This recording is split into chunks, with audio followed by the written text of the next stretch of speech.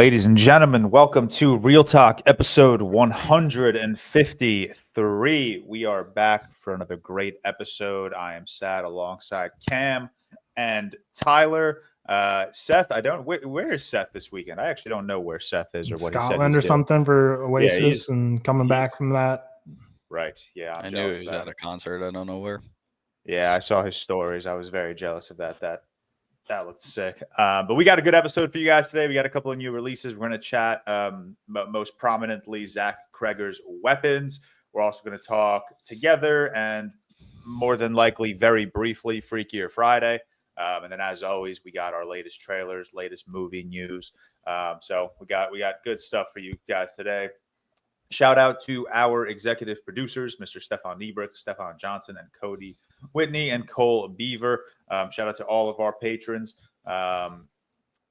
We love you guys. We love that you guys keep us going. We are approaching that 10K mark.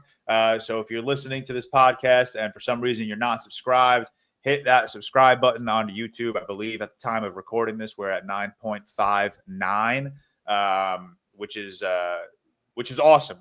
We were at like 9.2, like 3, 4, 5 days ago. So the support this week has been awesome. So let's get to 10K by the time that 3-year special comes out, which I think is in October or November. I always forget when our anniversary is. September. So because this is episode 153. Episode 156 will be the 3-year. Shit. Okay, so we got 3 weeks, guys. 3 weeks to get us to that 10K mark. I think we can do it. I absolutely think we can do it. So let's share the podcast with family, with friends, tell them to subscribe. And again, if you're listening to this podcast and you're not already subscribed, what are you doing? Subscribe. We're awesome. True. But let's just get into it. We'll get into how we doing. What have we been watching? Cam, little roller coaster of a morning. How you doing right now? I'm all right. Yeah. So it's about 10 a.m. We were supposed to record about 8:30. I got to my parents' house and realized all of the equipment that I brought to New York is still at my house. So then I drove home to get it and then realized, okay, some of it is in the backpack that I take to work.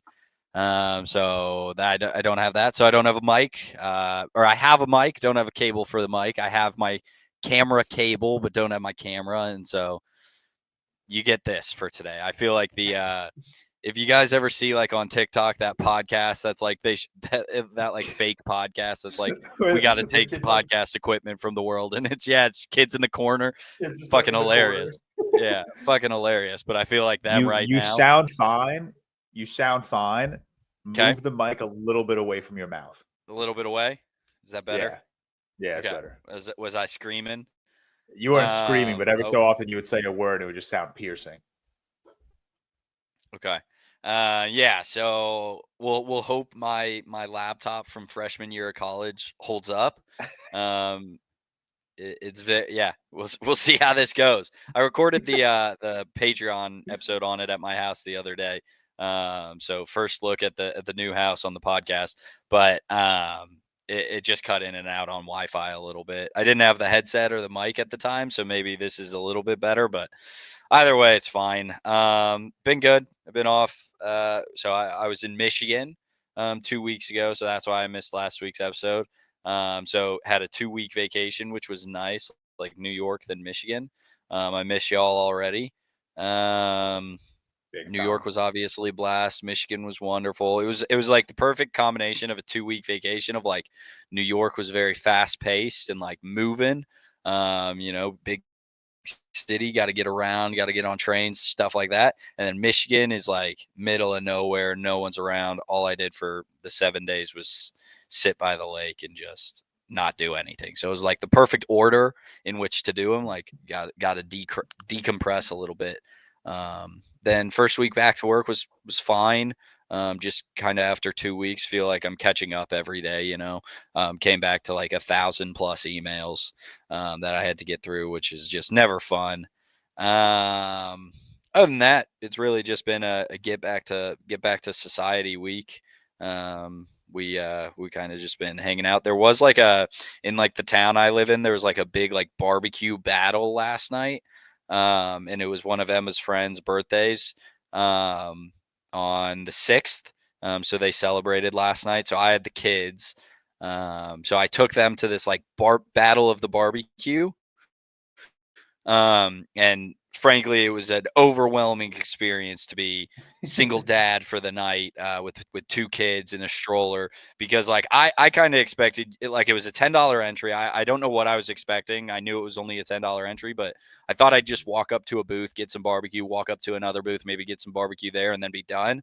But it was like, first off, there are tons of people. It was packed. It's like one of the biggest things my town does, apparently.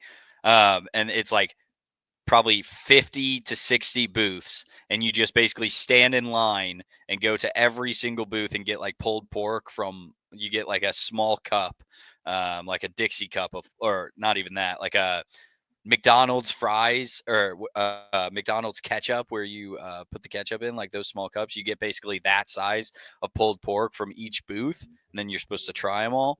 And so like pushing a stroller, and I had a tray with like at the end of it 100, I'll send you guys a text of all of it, like 100 like small cups of pulled pork. I would have absolutely cried if I dropped the thing. And I'm on grass, so it's like unstable, pushing the stroller. Ultimately, kids did really well. Like they were so good. Bailey didn't try to get out of the stroller and run around at all, which would have just made it hell. I mean, Sutton, she can't really move or do anything, so she was kind of trapped to the stroller, but he can get out and just run around if he truly wanted to. So yeah, they did really well, made it easy. And then honestly, after I got all the food, I wasn't gonna like sit down at a table, so I just went to the park, let Bailey play around, and then went home with all of the tray of food. And then he didn't want any of it, so he ended up having a hot dog. Yeah, it was just a much different experience than I expected. I thought I'd go to like one booth, but no, it was a ton. But was there a lot of differentiation, or were you kind of just like, yep, that's some pulled pork again? A couple that I had, like none of them were bad. There were a couple that I was like, holy shit, that was really good. They all had their own twist and different sauces and stuff, which was fun. Like it was a very fun time. I think if it were Emma and I, to where one could push the boot stroller and one could get the food, like that would have made it a little bit like more about the experience. But this, I was honestly just trying to get through and go. But it was a fun thing, and I guess they do it every year. It was fun. Don't know who had the best pork though. I know one of them was very good. One of them was real spicy, and I liked that. Like, so they had different variations. But other than that, other than the hectic morning, I appreciate my parents took both the kids to breakfast this morning. So I just drove back to the house, took my dad's car, and then drove back to get everything. So at least I can be on the pod. That's all I'm happy about. Mm-hmm. That's all that matters. Yeah. So that's how my week's been. What have I been watching? I don't know, man. I got like a mental illness with watching franchises at this point. I watched all the Spider-Mans this week, except the Homecoming trilogy, because I just watched that when I did the MCU rewatch.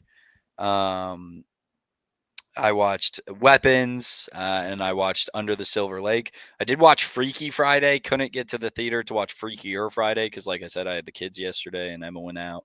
So I was going to try to go last night, but she was gone. So I didn't get to watch Freakier Friday, but just hilarious on Freaky Friday how much of it involves her crush trying to fuck her mom. Like just a crazy amount of that movie is about him trying to get with Jamie Lee Curtis. It's Chad Michael Murray, who was like the throb of 2003. Yeah, so that just like threw me. I remember the movie, just not like every minute detail, and that wasn't even a minute detail. That was like the main plot is him trying to get with Jamie Lee Curtis, who's like, it's her wedding day, by the way. And he's still trying to he's like, you got to believe in this or something like that. It's crazy. But frankly, like, I liked that movie as a kid. It's not one I ever think about like now. I do remember having like the biggest crush on Lindsay Lohan in it. And honestly, it almost made me like teary eyed at the end. Like it got kind of emotional. I was like, this kind of hit. It got me too. Victoria and I watched it not too long ago, and like the ending scene of like them at like the reception of the wedding came up, and I was like, damn, this is like, this is like a good speech. Like I'm kind of emotional right now. So yeah, that was so yeah, I gave it like a 3.5, like a 68 or something out of 100. I was like, it's kind of banging. I mean, like it's pretty, it's a very Disney Channel original, but it's kind of banging. Yeah, and so that was a fun like walk down memory hill. Watched Under the Silver Lake last night, and then restarted Harry Potter. I don't know. Did you really? Yeah, I'm like halfway through the first movie. Honestly, again, I was alone last night. I've said that a million times, but like I finished Under the Silver Lake. It was probably 9:30, 9:45 ish whenever I finished, and I was like, I'm gonna go lay in bed and just watch something. And I don't know, they're comfort movies. Apparently, just like I just need comfort always. Apparently, because that's all I'd be watching. It's all right. But good franchise. Good stuff. Hell yeah. Tyler, how you doing? Doing well. Big week, busy week. We just had a standard work week, and then Wednesday night, Riley and I went to Austin, Texas to look for our next home. So we were there Wednesday. Well, we got in there at like 1 a.m. Thursday morning, technically. So we were there Thursday, Friday, left early Saturday. So a quick turnaround. Spent Thursday touring 3 houses, and then Friday 3 more houses. We had 6 total houses. Ended up really liking one on day 1 and really liking one on day 2. So of the 6 we looked at, we kind of had 2 we wanted to narrow it down to. And then we got back yesterday, submitted all our applications and stuff. So we think we kind of know the one we're going with. The lease is expecting to come in today, so Sunday, and get it signed. But yeah, it was a really stressful process going from just like jumping into the city, touring all the houses, then immediately turning around trying to sign a lease. And now we got to play this game of like putting a puzzle together where we're going to get these U-Haul crates that get dropped off at your door, and you like fill them up, and the U-Haul like ships them then to your new address. Yeah, that's kind of nice. Yeah, but it takes like 9 days. It's kind of a bummer because you're going to be without stuff for a while. But after driving across country with the U-Haul on the and towing my car, like I'm just not interested in doing a cross country drive again. Yeah. But yeah, so got to figure out the pieces there because we want to get that box shipped as soon as possible, even before we move, because it's like we want as much dead time while we're waiting for it to be kind of going while we're getting the move done. But then also just so many other things we want to get in motion. Like we have a lot of the stuff we're going to buy for our new house is going to be new, as in like our bed here, like is the same bed I've had since like 2018 at this point. So it's like probably time to get a new one. Our couch got torn to shreds by pets here, so we don't really have much furniture. So we're kind of starting new on a lot of stuff. So we want to get some of that ordered and like there, so we're not just like in a blank house.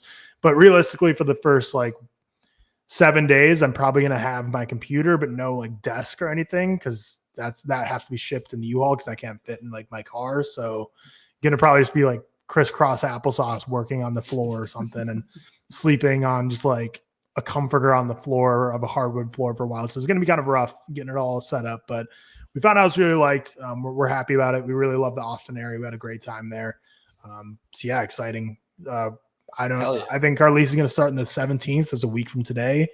So maybe next Sunday I'm going to be driving to Austin. I don't really know. It's like a 15-hour drive. I think how it was going to be is I'm driving alone, and I'm going to have the 2 dogs with me. And then Riley's mom is coming in, and they're going to drive together, and they're going to have the 2 cats. It's like a 15-hour drive, and I'm really compelled to do it in one day just because pets in a hotel, like you can make it work, but it's tough.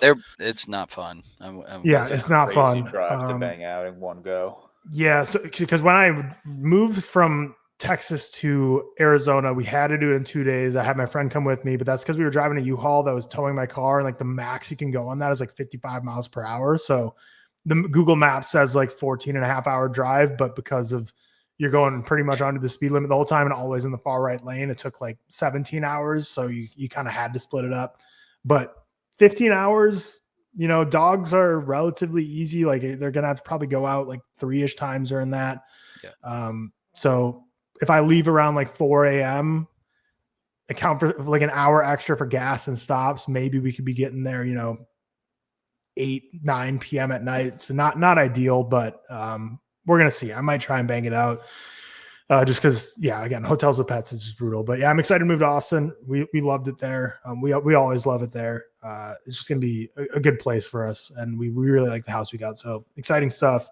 The only downside is like the yard isn't the nicest. Like we're gonna need to do some like landscaping to get the grass because it's like really patchy and stuff, and it's too hot in the summer to do that. So we're gonna like work with the landlord in like September, October to get it like kind of repaired. So I'm just hoping that it's not too rainy because like there's definitely a lot of dirt areas. So like if it rains, then it'll be muddy, and then just dealing with the dog with that just sucks ass. And that's a luxury in Arizona we just haven't had to worry about for 3 years because it rains once a year. So you're not really ever worried about dogs being all muddy. So just new things we'll have to adapt to in a new climate. But no, I had a great time in Austin.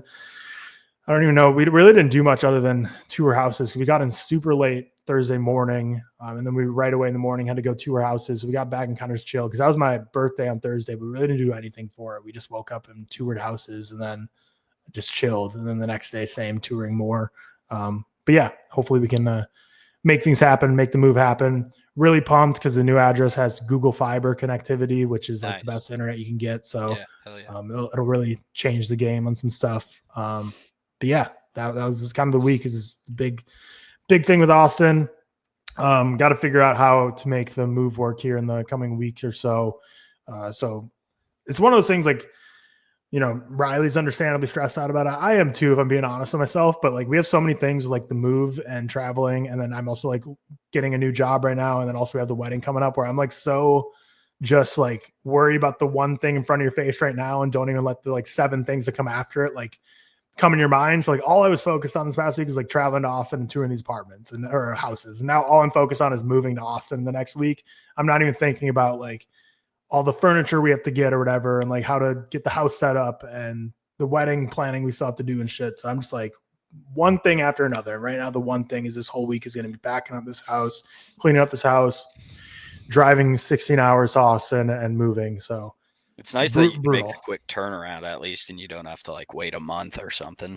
Right. Which definitely helps with like trying to find a place to rent too. Cause like landlords wouldn't be as stoked if you're like, yeah, we love the place. We'd love to have it. Like, hold it for the next month without rent payments, where if you're kind of like, next week we're moving, they're more excited about it. But we also found a landlord we really liked because like basically we toured 6 places, and half the places we toured was like a real estate agent who has like a couple investment properties, and like they're your property manager that's like actually touring you. And the other half were like just some real estate agent that's speaking for like some company that owns like thousands of houses in the area. And I just feel like you get a lot better vibes with the ones that are like, they have like 3 properties, they're the manager, as opposed to like some guy who's just like, yeah, like, I don't know, I manage like 1,000 properties in this area.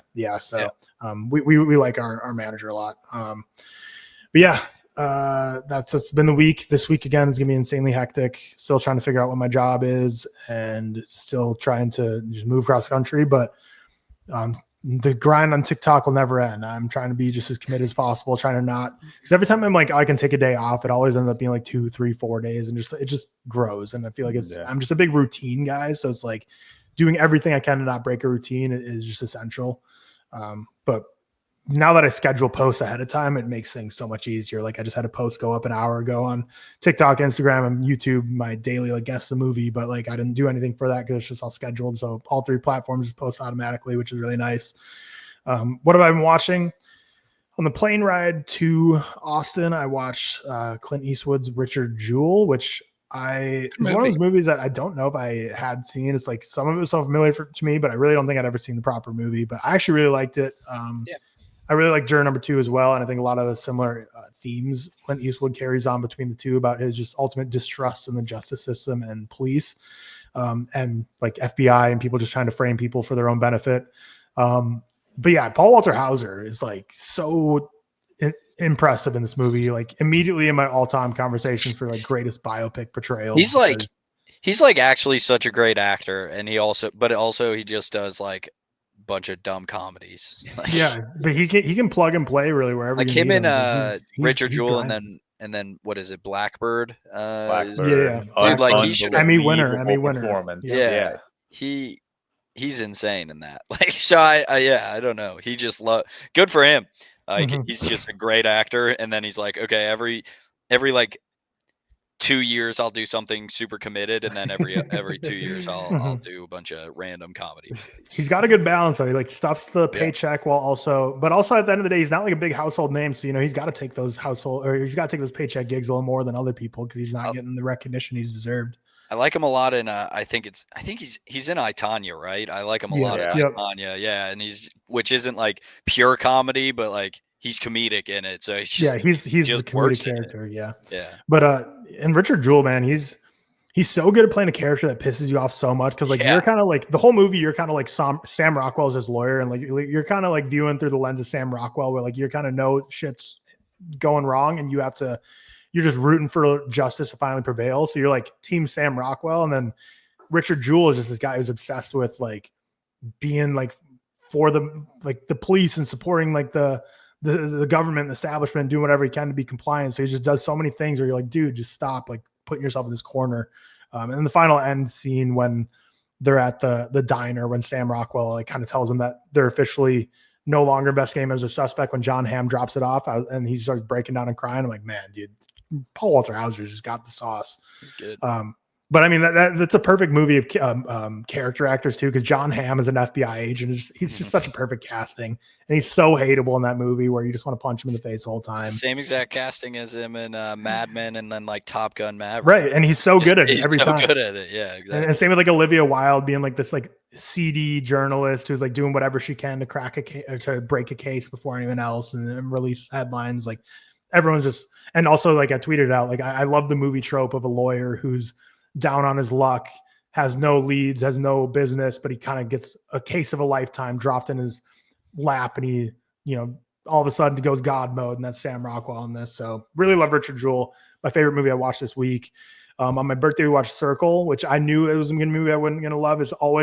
That's like an all-time Netflix original movie that just like is always staring at you in the face when you're scrolling through. You see that damn Circle movie where they have to choose who's going to die until the very end.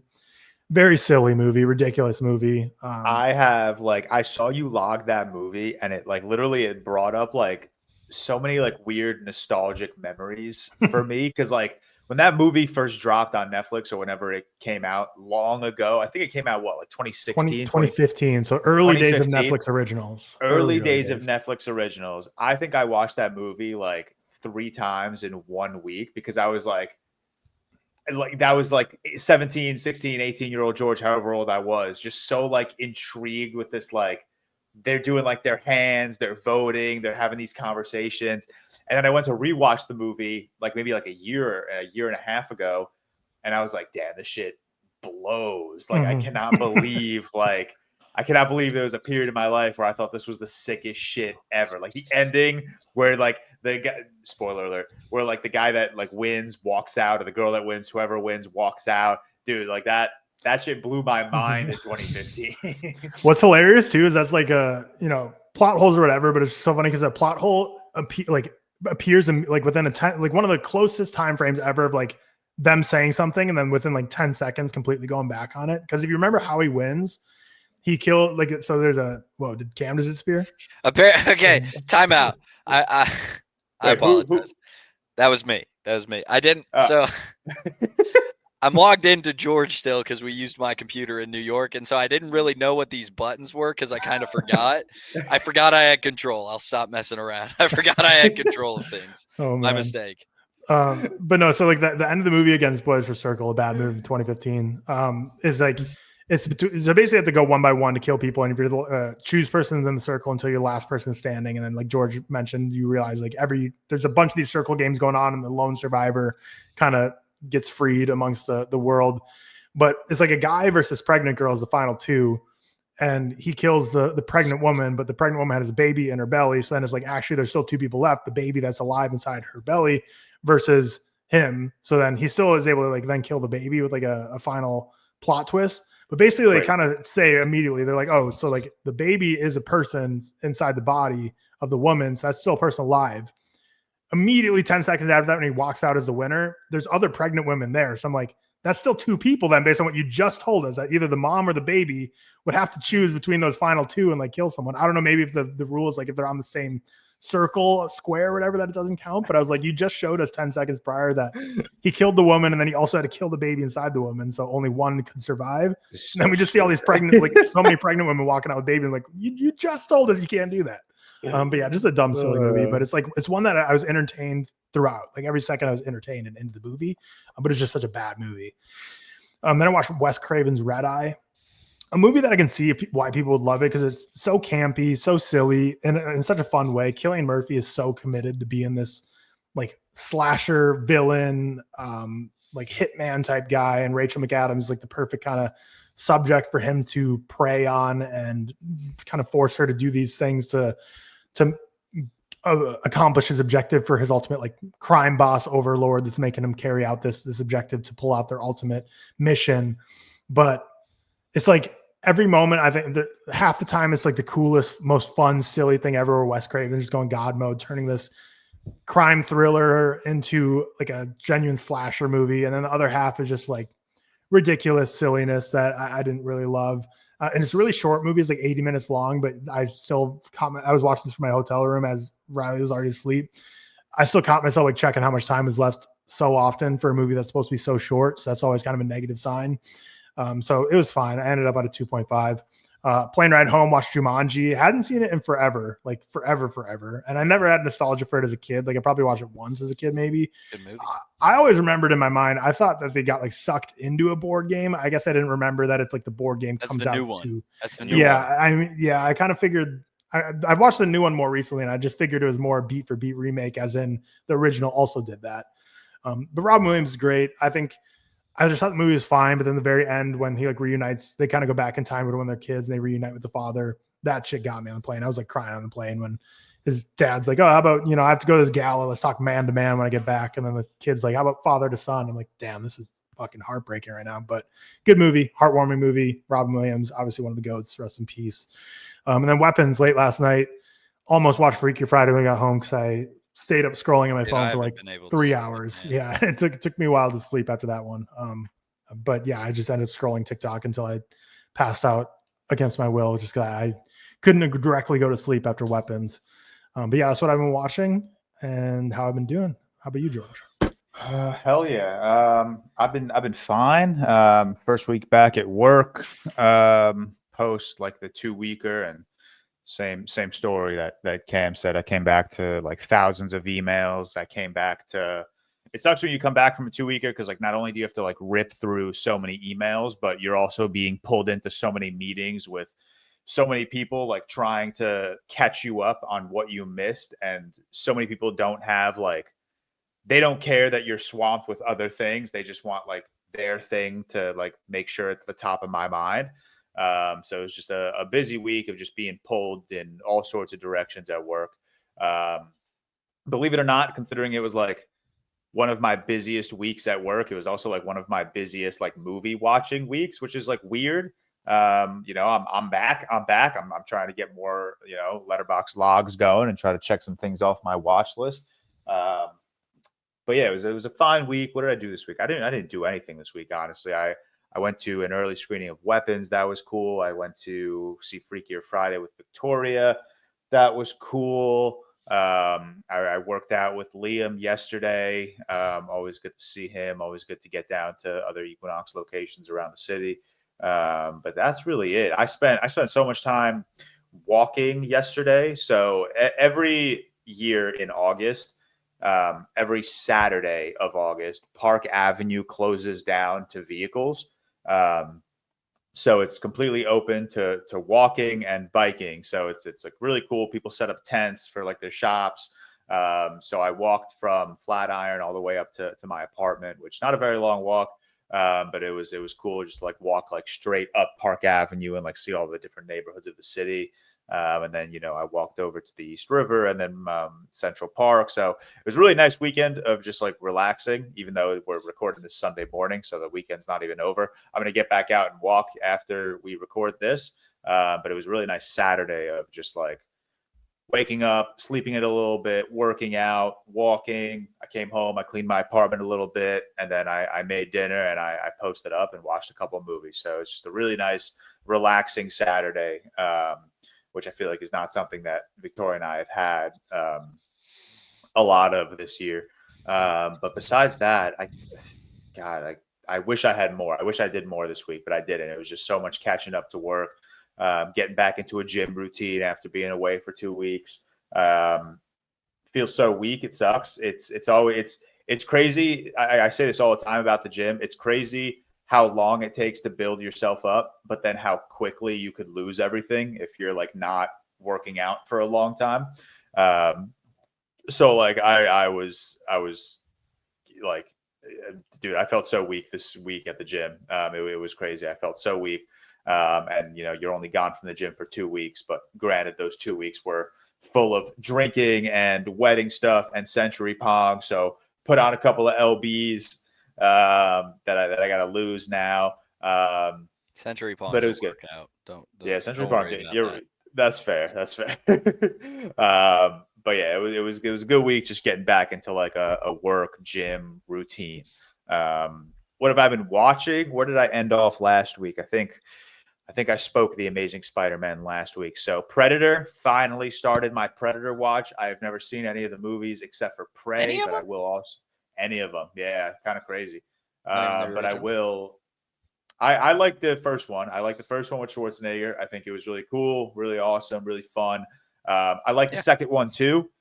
Second one was cool, kind of taking everything from like the jungle of the first one and into a city of a second one. It's really cool. I liked it not as much as the first one, but I definitely enjoyed my time with it.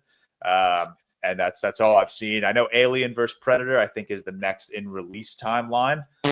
So yeah, that's literally exactly why I'm so hesitant to watch it, because everyone just keeps telling me it's not worth it. But like, I don't want to skip a movie in the franchise. I want to watch the whole franchise. If you're gonna watch the whole franchise, you might as well watch the whole thing. Yeah, I want to do the whole thing, and I don't want to do it out of order. So like, Alien vs. Predator will be the next Predator movie I watch. It's just a matter of like, when will I watch it? Victoria and I watched K-pop Demon Hunters immediately in my top 10 of the year. Absolutely electric movie. It looks beautiful. It's gorgeous animation, but it's also this like really cool, fantastical world of like these 3 pop stars who are in like a little singing band. They're the biggest thing in the world in this universe, but they also have their little side hustle as being demon hunters. So they protect the realm from any fantastical beings. Absolutely, like, they made fake music for this band Huntrix, and the music bops. I was listening to it at the gym yesterday. I was listening to it on my walk yesterday. It reminded me of Sky Riley from Smile 2. I don't know if you guys ever saw Smile 2, but they made music for her too, and it absolutely bops. So K-pop Demon Hunters really came out of nowhere. I gave that a 4-star. I mean, it didn't come out of nowhere. Everyone's been giving it glowing reviews. My niece loves it. It's like the best movie it's my so niece good. has ever seen, she says. It's really, like, genuinely, I haven't stopped thinking. It's really good. It's a really good movie. It really caught me by surprise. It was one of those movies where Victoria and I were like sitting on the couch. We were like, oh, what should we watch tonight? I opened Netflix. K-pop Demon Hunters is the first thing there. And we were both like, oh, like, everyone's been talking about it. Let's see what it's all about. First 5-10 minutes, we're maybe like scrolling Instagram and Twitter. Within 10 minutes, our phones were down and we were locked in. Victoria was like dancing. She was bopping to the music. She loved it. So it's just really, really fun movie. In my top 10 of the year, I think it's sitting at like the 7 or 8 spot right now, but really, really good stuff. Weapons, which we'll chat about. Freakier Friday, which we'll chat about. Under the Silver Lake, which we'll chat about on Friday for our patrons. So if you want to hear Cam and I's extended thoughts on Under the Silver Lake, check out our patron. Back on the Scooby-Doo grind. I watched, Scooby-Doo and the Witch's Ghost. Great movie. I forgot about those Hex sisters or the Hex girls. That's such a core childhood memory, that band, or that punk group.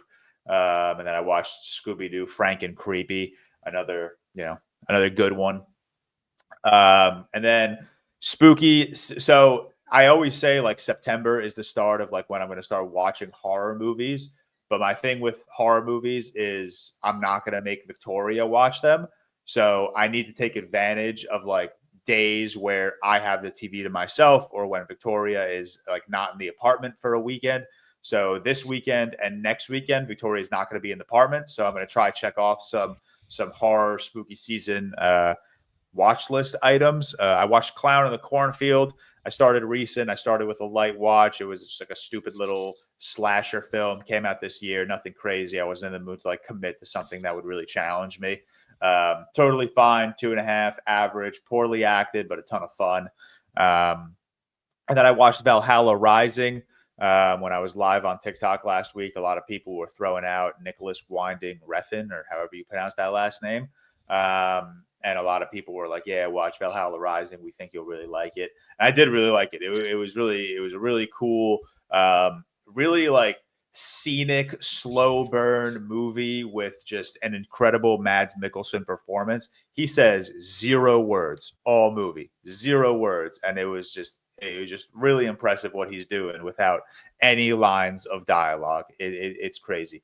But the movie looks gorgeous. I was sitting there just stared at my screen for an hour and a half straight, just blown away by some of these wide scenic shots.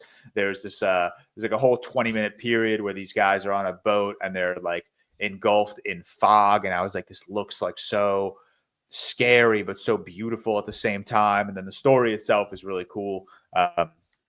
So I would definitely recommend it. I know a lot of people are recommending me to watch the Pusher trilogy from Nicholas Winding Refn. So I'll definitely watch Pusher 2 and 3 as well.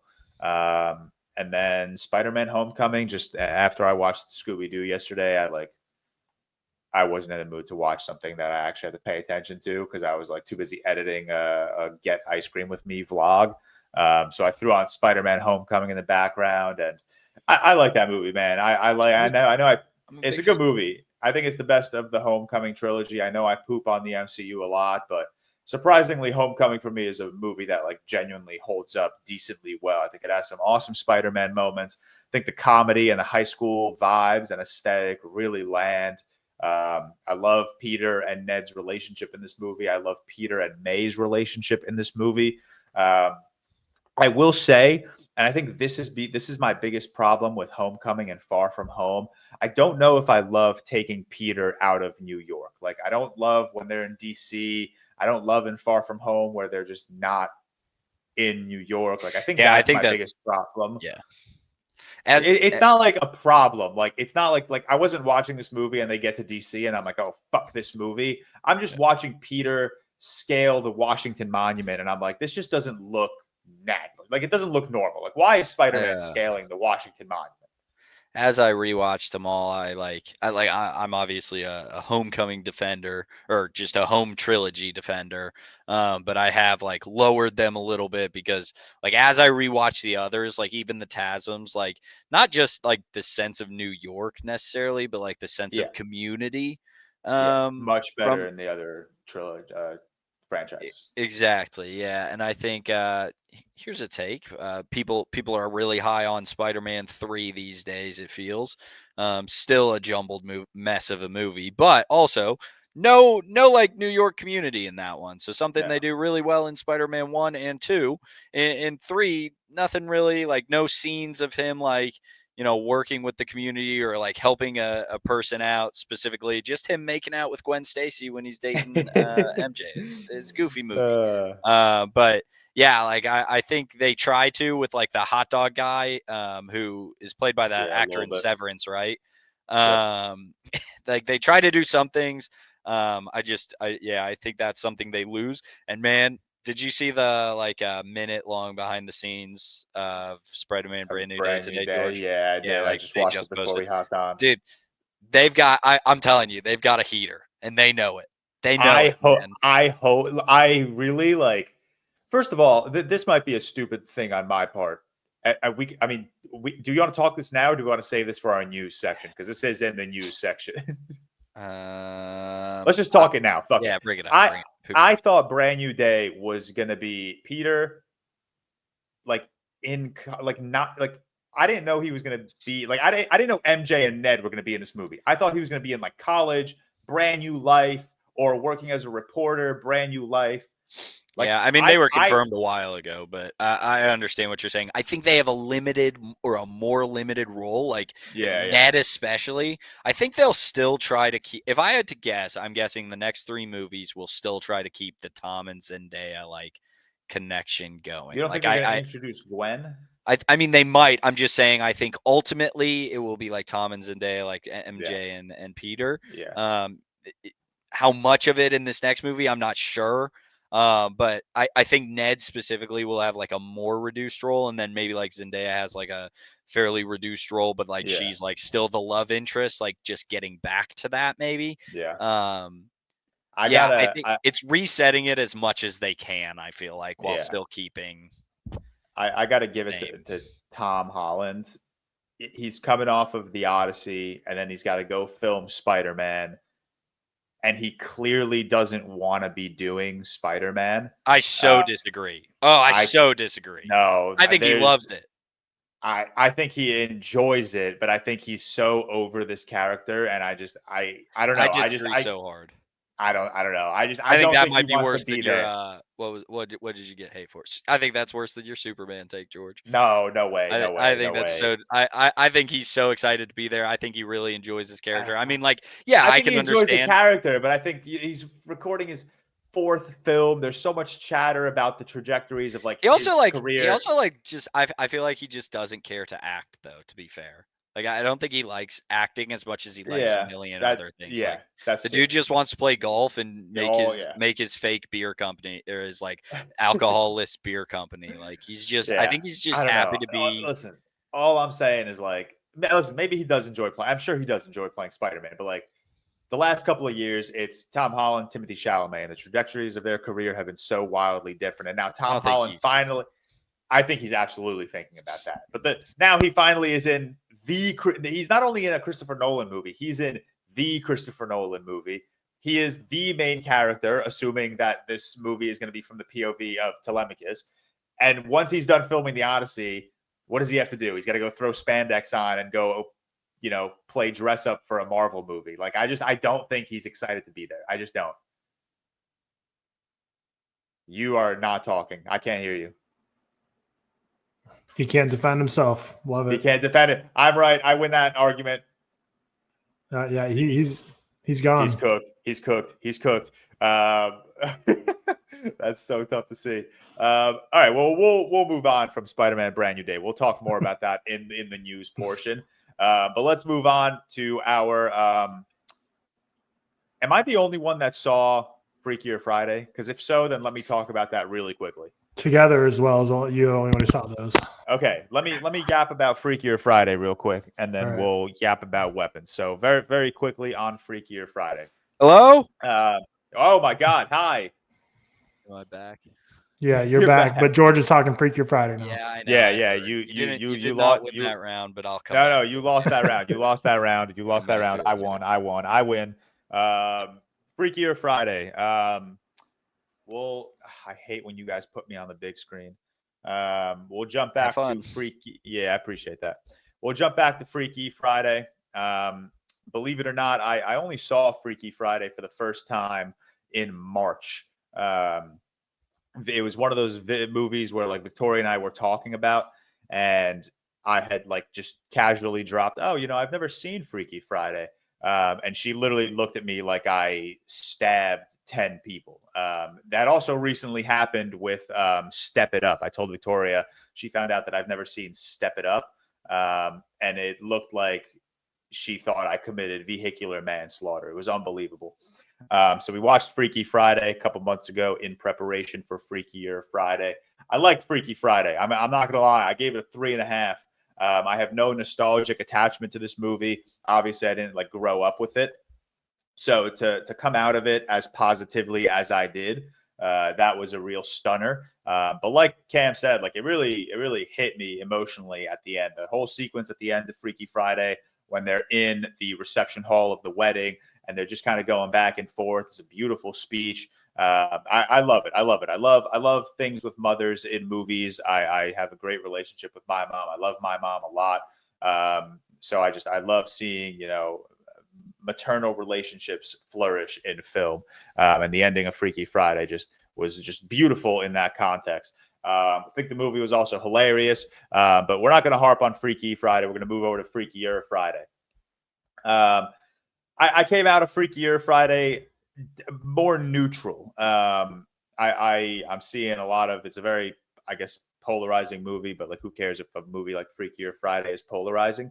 But I came out of this a little more neutral. I think it's it is a serviceable sequel. It's so fine. I don't think it does anything to like absolutely butcher the original film the way like Happy Gilmore 2 just completely takes away all the value of Happy Gilmore, in my opinion.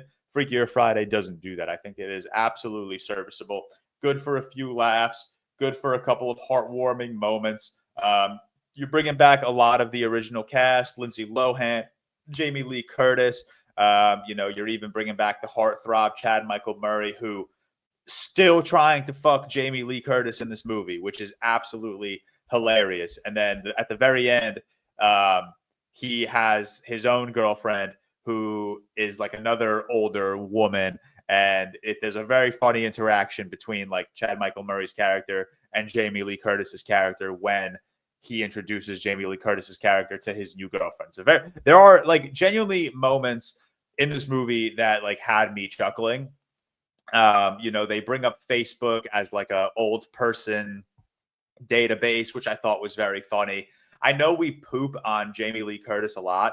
The same way we talk about Coda winning Best Picture is the worst thing that could have happened to that movie. I think Jamie Lee Curtis winning Best Supporting Actress was the worst thing that could have happened to her, because now everyone's just going to continue to like shit on her and poop on her because she's this undeserving Oscar winner. And even though I agree she should not have won that Oscar, I don't think she's like this horrifying actress. And she's good in this movie. Like her comedic timing is like really underrated. Like I think she's genuinely funny in this movie. She's playing.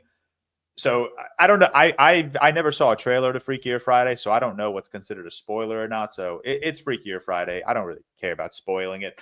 So the plot of this movie is Lindsay Lohan's character is now grown up. She's a single mother. So Jamie Lee Curtis's character, Tess, is the grandmother. Lindsay Lohan is falling in love with and eventually gets engaged to the father of her daughter in this movie, her arch nemesis in high school. A lot of high school drama, a lot of big stuff happening. So basically like the drama at the beginning is that Lindsay Lohan's daughter in the movie can't get along with her stepdaughter. They're really like butting heads. So the flip that happens is Lindsay Lohan switches bodies with her daughter, and Jamie Lee Curtis switches bodies with Lindsay Lohan's stepdaughter, or future stepdaughter. So like Jamie Lee Curtis playing this, very highbrow, spoiled young high school girl. It's funny. It's funny. Like she really does nail it. There are some really funny scenes between her and Lindsay Lohan. Lindsay Lohan's also playing this high school girl. So like they're stepping into like these characters that are decades younger than them, and it's so much fun watching them go back and forth, Jamie and Lindsay, as like these high school girls. And it really is a funny movie. I'm going to keep coming back to that. There are like a lot of like funny moments in this movie. Like at the very end, like Jamie Lee Curtis, she's backstage at a concert and she like has these passes and she's just like throwing these passes into everyone's face. And she's like, I'm supposed to be here. I'm supposed to be here. And it was like, I'm not that funny. So it's not funny when I say it. But when Jamie Lee Curtis said it, it was pretty funny. I'm not going to talk too much on Freakier Friday, but like Victoria loved it. And that's really all that matters when you have a movie like Freakier Friday. I know she loves Freaky Friday. That is such a core movie of her childhood. And she was so happy back in March to like show me the movie. And she was even happier that I enjoyed the movie. I wish I came out on Freakier Friday like a little higher. But I liked it. I am not going to sit here and tell you I didn't enjoy my experience. Like it was a really fun date night. Victoria and I got Greek food before the movie. We enjoyed sitting in Freakier Friday together, laughing and chuckling together. The whole movie theater was full of couples. So it really is just a great date night movie. I hope this kickstarts a Lindsay Lohan assance, because she's good. She's funny. I would love to see her have like a little like Pamela Anderson, like recuperation or whatever word you want to throw out there. I really do hope that like this like kind of kickstarts like this next phase of her career. I know she's been in like some shit like Hallmark movies like Our Little Secret or Irish Wish. I know she was in the Mean Girls sequel with like a little bit of a smaller role. But I hope this like kickstarts her as like a leading lady in comedy and even maybe some dramas, because I thought she was great. I thought her and Jamie Lee Curtis were great. Love the back and forth. The movie at the end, the movie had end credits. Like, what's a good example of this? Like bloopers, like a blooper reel during the end credits. Every movie should have that. I don't care if your movie is a gut-wrenching, heartbreaking after sun type film. I want to see funny bloopers at the end of your movie when you're when you guys are laughing and making mistakes on set. Like I do. I loved it. I loved sitting through the bloopers. It was very funny. What else for Freaky Friday? Freaky Friday. I think we'll end there on Freaky Friday. I think I'm the only one here that's also reviewing Together, so I'll review Together. I'll keep that pretty quickly as well. Pretty quick as well. Let me pull that up. Together. So Together, another 2025 release. Michael Shanks, starring Dave Franco, Allison Brie, and a couple of other characters. Probably, and a lot of people will see my 3 stars on this film and assume that I didn't love it. I didn't love it, but going into this movie, I think my expectations were on the floor. None of the trailers sold me. Dave Franco isn't like a leading man that I'm like rushing to the theater to see. So this, if I were to rank right now, like my biggest surprises of the year, Together would be there.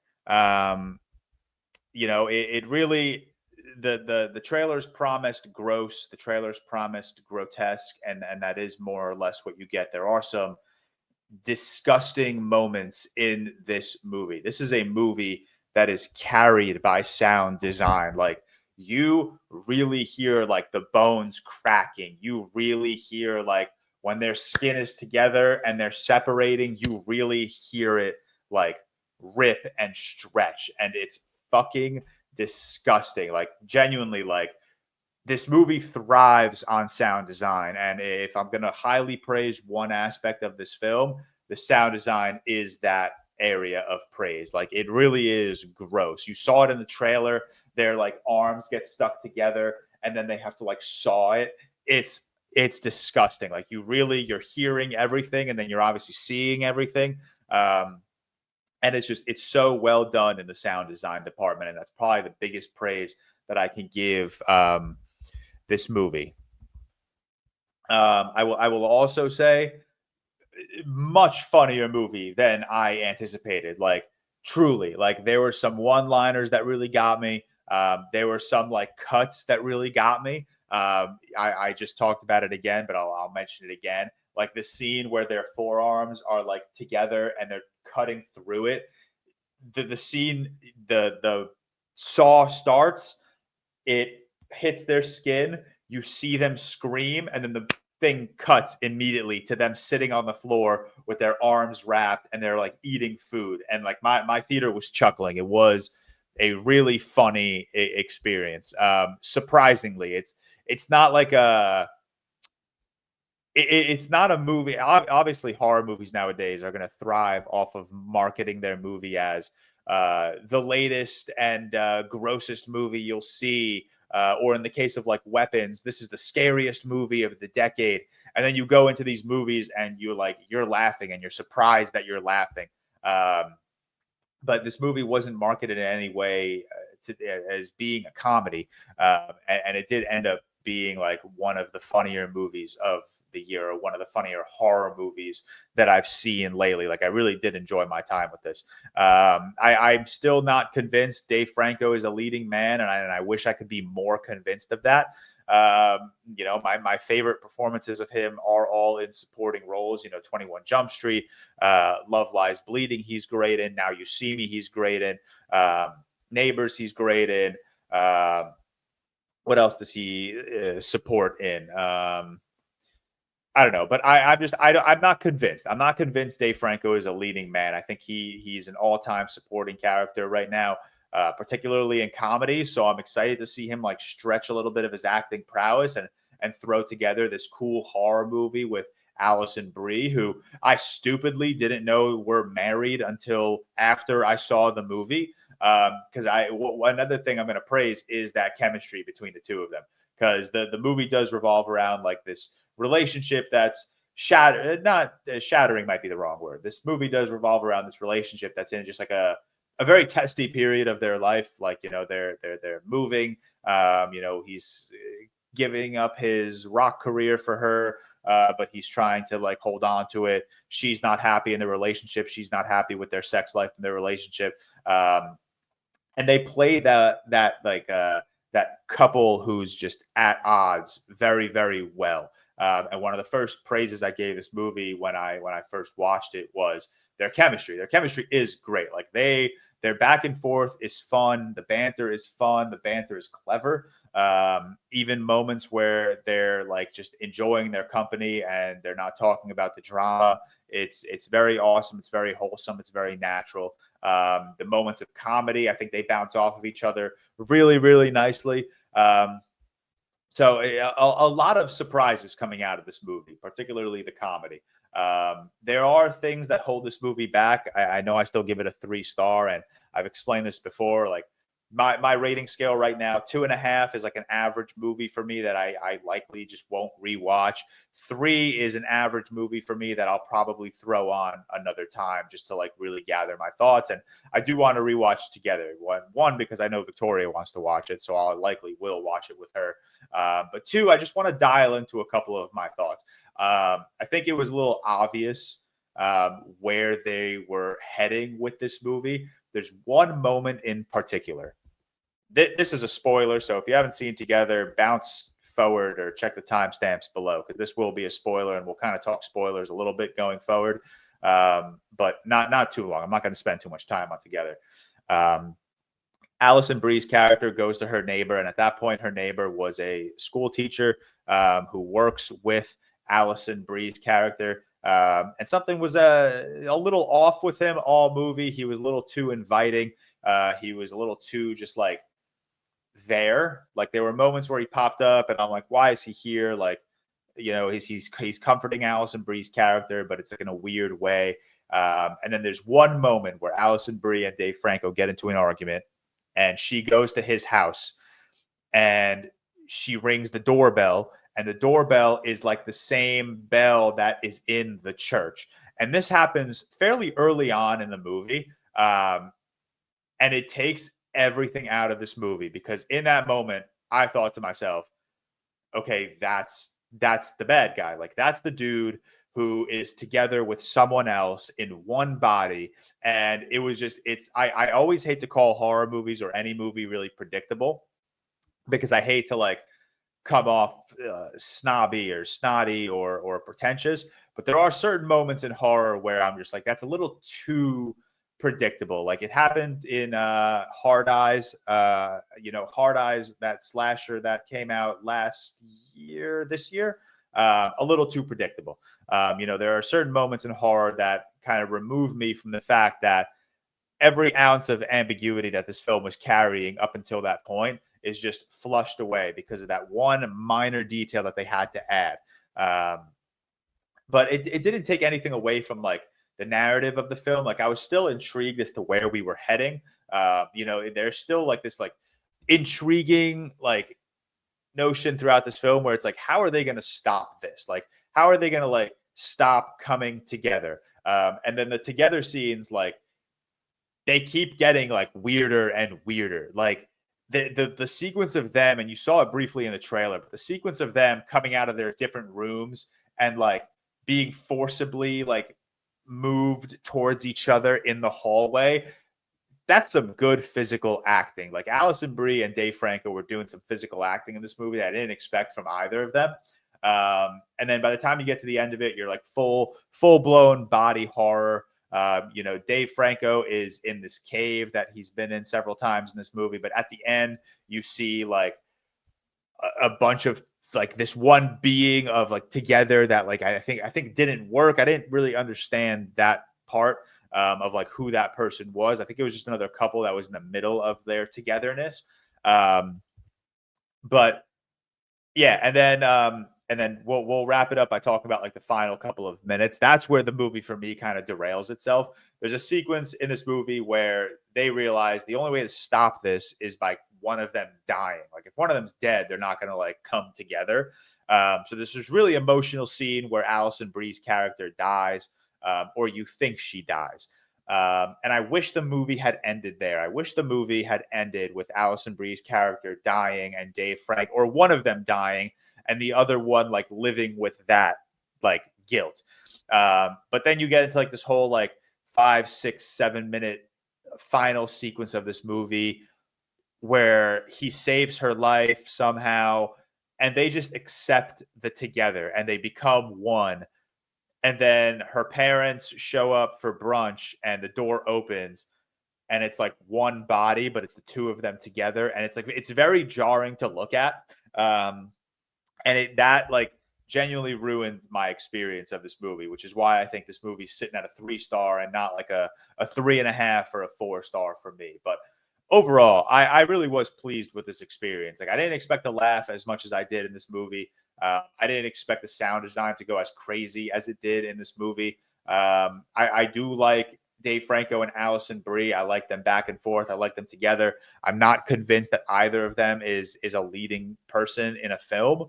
But I do like the two of them, and I like that they're both kind of like diving into horror, because like even you look at Alison Brie, she doesn't have like a lot of horror on her resume. I think she was in Scream 4, and that's about it. So I'll wrap up my Together review there, as well as the Freakier Friday. So two 2025 movies.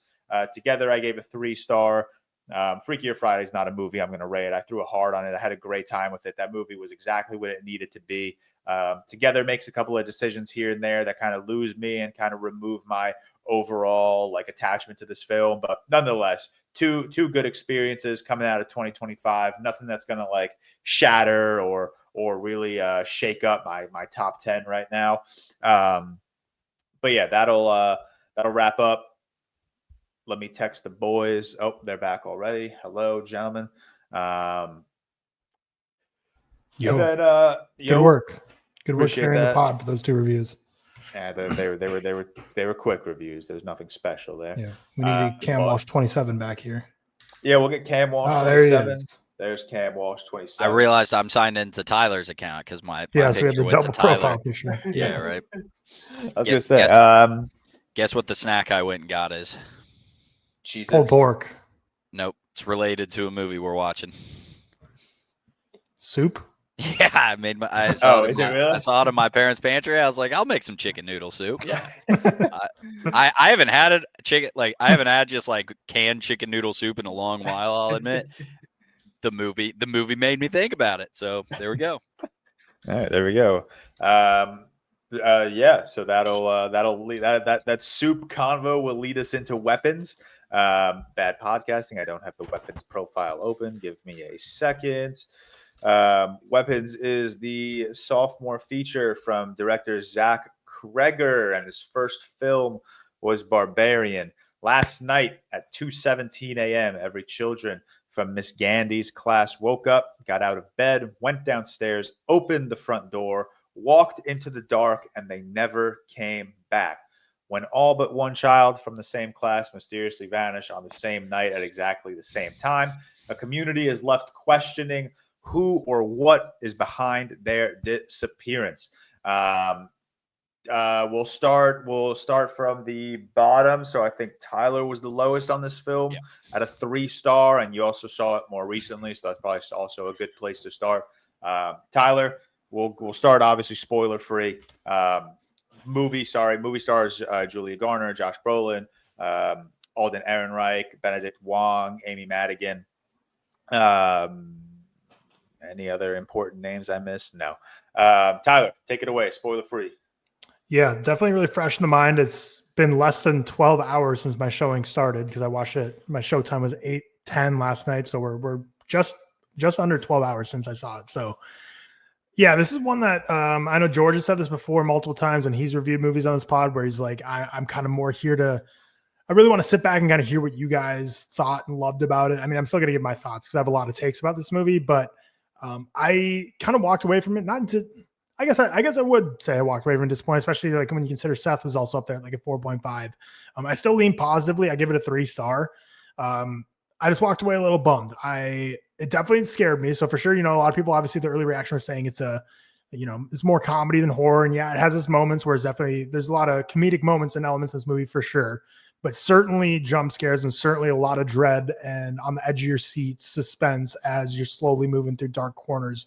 So certainly as someone who is not very versed in horror, this movie definitely scared me. And there are multiple jump scares we'll talk about in spoilers that got me times 100. Like it was rough. Like there was some good scares in this movie, but basically sold this non-linear, everyone kind of compares it to Magnolia. Also another comparison you could go is like Pulp Fiction, where it's kind of just, you unravel this plot through multiple perspectives of characters throughout this movie. And each time you go through a different perspective, you're unraveling a little bit more of this mystery that's really set up in this synopsis, as well as the trailers of, okay, all these kids just disappear. We have no clue why. There's one kid left in his classroom. Julia Garner's the teacher, so everyone's suspecting her in the town. And I think this movie puts together a lot of ideas. This is a movie I really want to be on the same side of, because the discourse, obviously, I saw this movie late, quote unquote late, as in 48 hours after wide release. But by then, everyone has had their take and then some on the movie. And this had a very similar discourse as what Eddington recently had, and everyone kind of knows us on the very pro side of Eddington. I'm not an anti side of Weapons, even though the Letterboxd comments are tearing me apart for a 3 out of 5 positive review. But I just wasn't quite on board as fully as some other people are. I think the humor didn't hit for me as hard as some other people did, but I don't really beat myself up too much about that. Similar with Naked Gun last week. I know my sense of humor is a little different, I guess. And the scares were really effective. I think the performances were solid in this movie. I really like Julia Garner. I'm glad she's having just such a big 2025, and I hope it kind of carries forward for her. But yeah, I think that Zach Cregger, I really like Barbarian. This movie is more ambitious than Barbarian for sure. And I think his filmmaking is stronger in this film. I think there's moments we'll talk about in spoilers when we get into specifics. But I think the direction of this film, especially some of the shots towards the end, are really impressive stuff. A lot of shock value as well. But I think his direction has grown a lot from Barbarian, even though I think Barbarian was very well directed. But I think filmmaking wise, Zach Cregger's clearly diving deeper into a bag, deeper than he had to for Barbarian. But also I think Barbarian just had a very clear thematic message that it connected more for me, whereas Weapons puts forth a lot of ideas. I think some of them really worked for me. And again, we'll talk about that in specifics, because again, this is kind of broken into several chapters. And I think some of the chapters really worked well for me.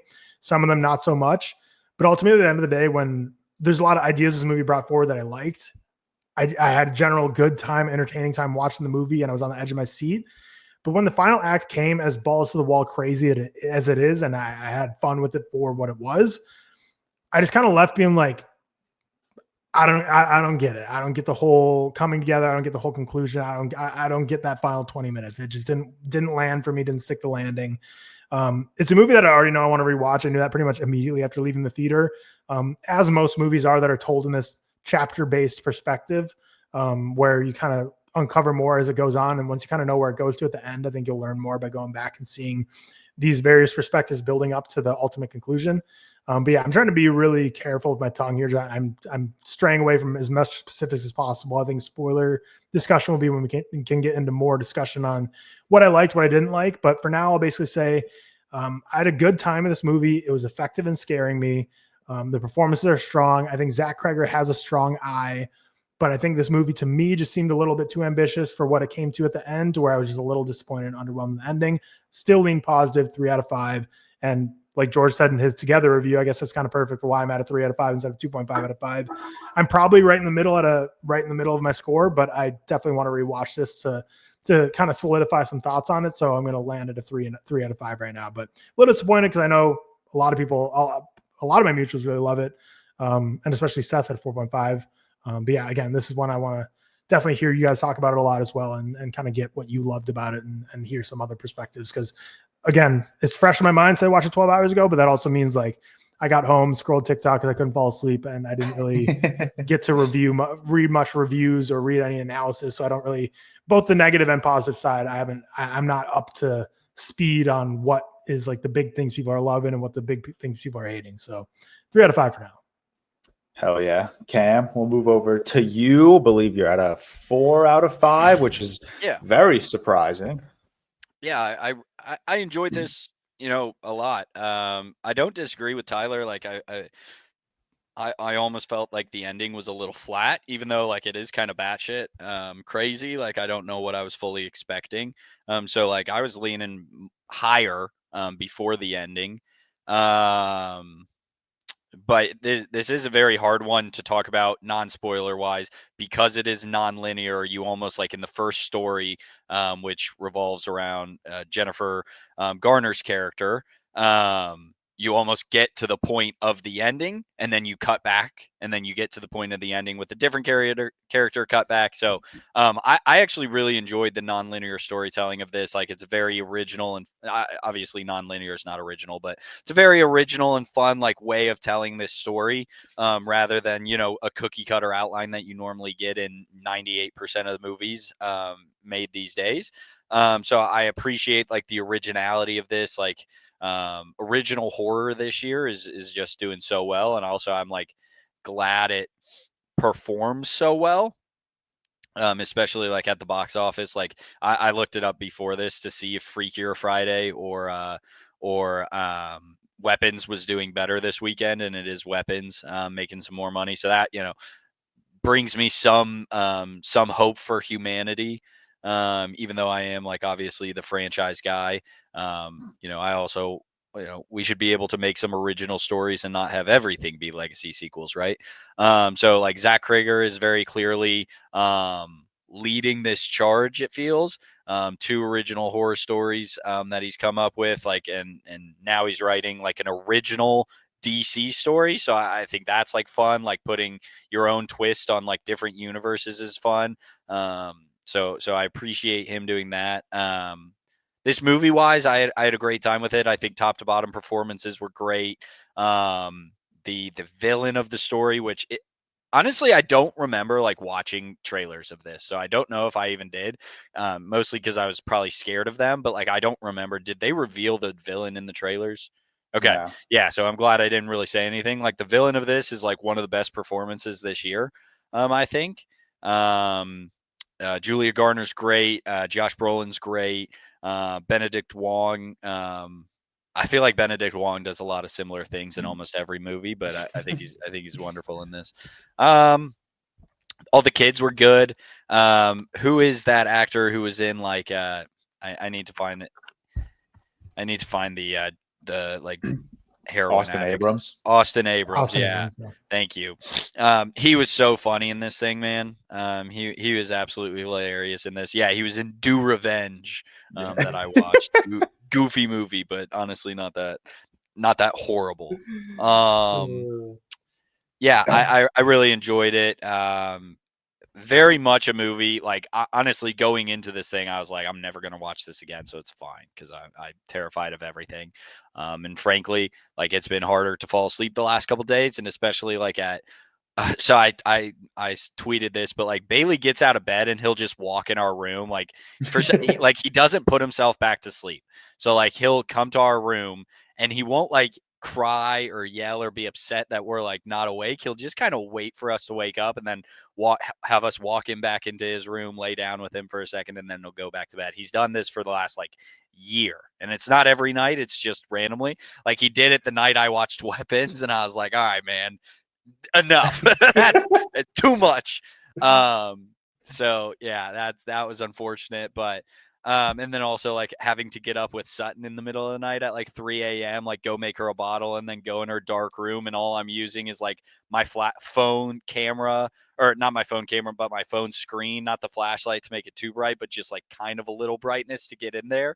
And so like anytime I turn the corner, I think a jump scare is going to be right there right now. So yeah, it's just it's spooky times to have kids and watch this movie, I guess.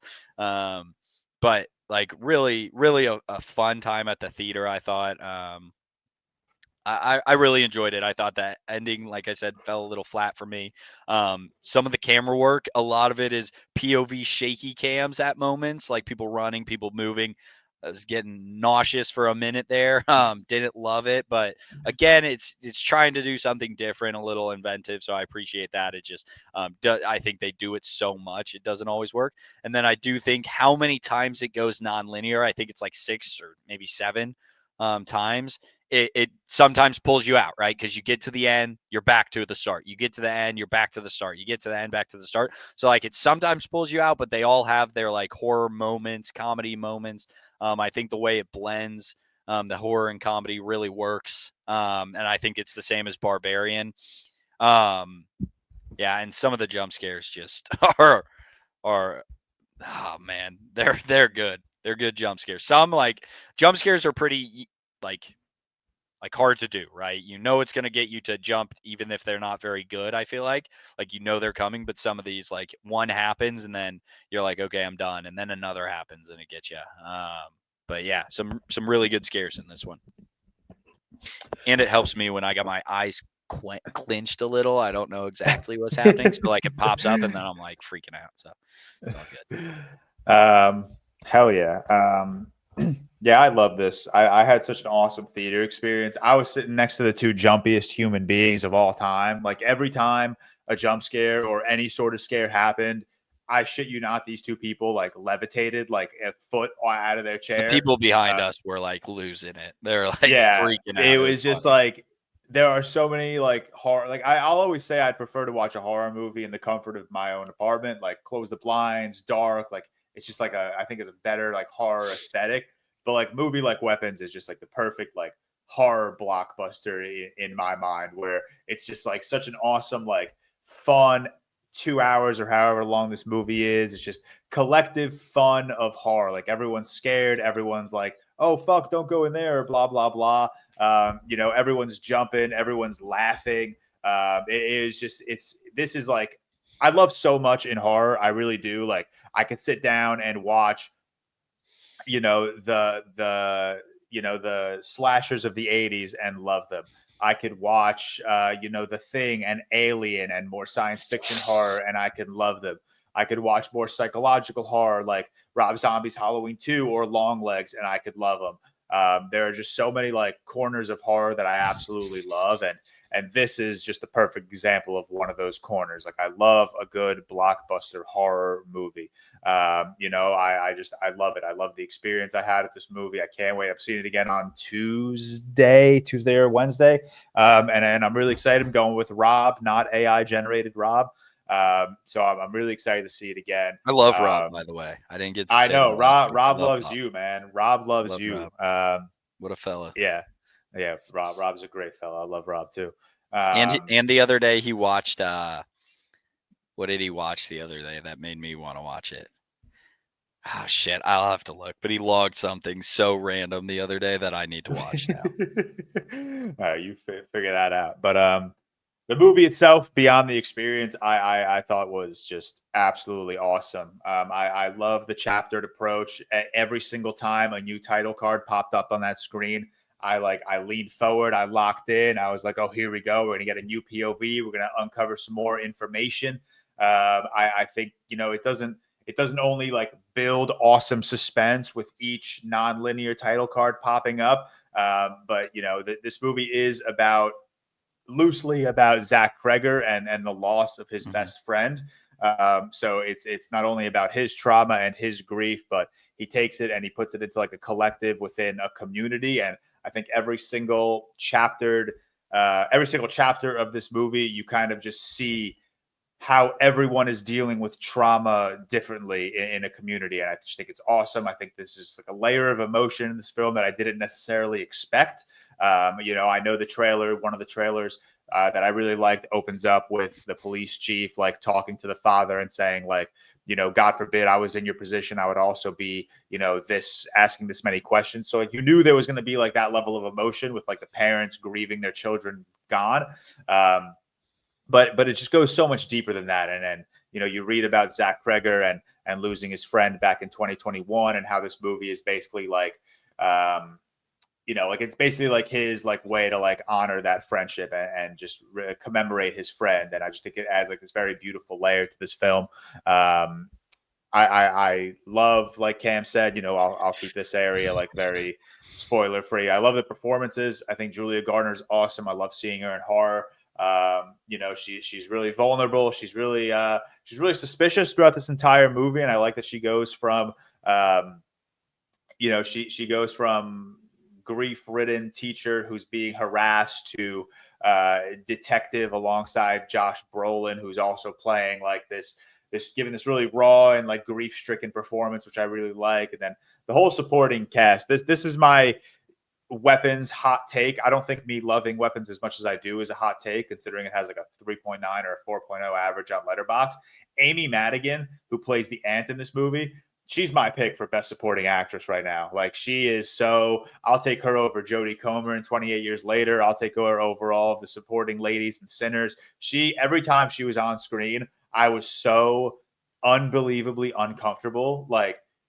It literally felt like spiders were crawling in my skin. Like, she's like a clown. She got clown makeup on, or just her makeup is just so caked on that it's just so uncomfortable. The way she talks in like this like hyper enthusiastic way is just really like, I was laughing, but I was like laughing in fear. Like, I was so genuinely like, I don't fuck with that character at all. Like, she's really, really, I don't like her. And I love that character. I love like that. Like you said, Cam, like, she wasn't revealed in the trailer. You didn't know what her involvement was. Yeah, I was trying to keep that out of spoilers. Oh, well, fuck. Yeah. I'm so bad at that. Yeah, it's all right. But yeah. Well, I haven't You haven't spoiled. I haven't spoiled. She's involved. Yeah, you kind of. She's involved. Fuck, I'm so bad at spoiling shit. I'm sorry. I always whatever. It was just funny when you just get on your roll, and you can see the rock tumbling down the hill, and you can't stop it. I like it because it got to the point where I'm like, oh, let's stop because it's gonna be a spoiler. I'm like, well, if we're talking about a certain character, you say it's gonna be a spoiler. That's gonna let him go. You just gotta let him cook. Yeah, that's my bad. I was just naming characters that I liked, and then she came up. But all right, we'll move on. Damn, what was my next point? We'll move on from the potential spoilers. No, I'm not going to. You're talking about how much you liked Amy Madigan's. You're talking about performances. Yeah, okay. I like Amy Madigan, but we'll move on from the performances in fear of spoiling others. Tyler, like you said, like, I think this is just such a step up from Barbarians in terms of just filmmaking. Like, I do think this film has so many just like unsettling visuals and just like these dark moments where you're just so like creeped out. There's so many like masterful moments in horror that I will not name because they're spoilers, so I will wait to name them later. But like, you compare this to a Barbarian, and it's just like, the way I see it personally, and I if you disagree, let me know in the comments. But like, I think this is just a clear leveling up from Barbarian. Like, Barbarian was an awesome film, awesome intro to Zach Cregger and the type of like horror, dark humor that he wants to like approach this genre with. And then Weapons is just to the next level. Like, there were sequences in this movie where I was shitting my pants. There were sequences in this movie where I was genuinely watching it like this, like through my hands. And then there were sequences in this movie where I was just like howling and laughing and like feeling so uncomfortable. Like, I think this is just such an awesome management of tone in horror. And I love it. I absolutely love it. Not going to talk about the ending in fear of spoiling anything. Yeah. Good. All right. So, all right. That's so like, I love this movie. I really did. And I'm really excited to watch it again and just to kind of see how my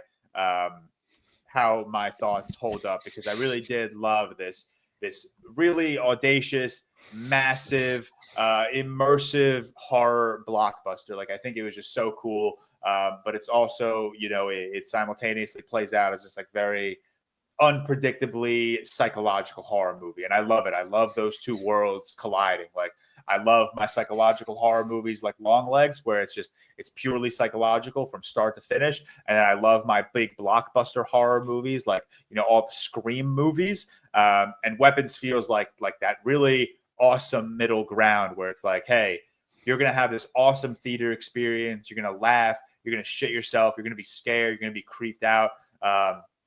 But you're also going to go on this like really psychological journey. And I love that. And, you know, I've been talking about the narrative structure a lot.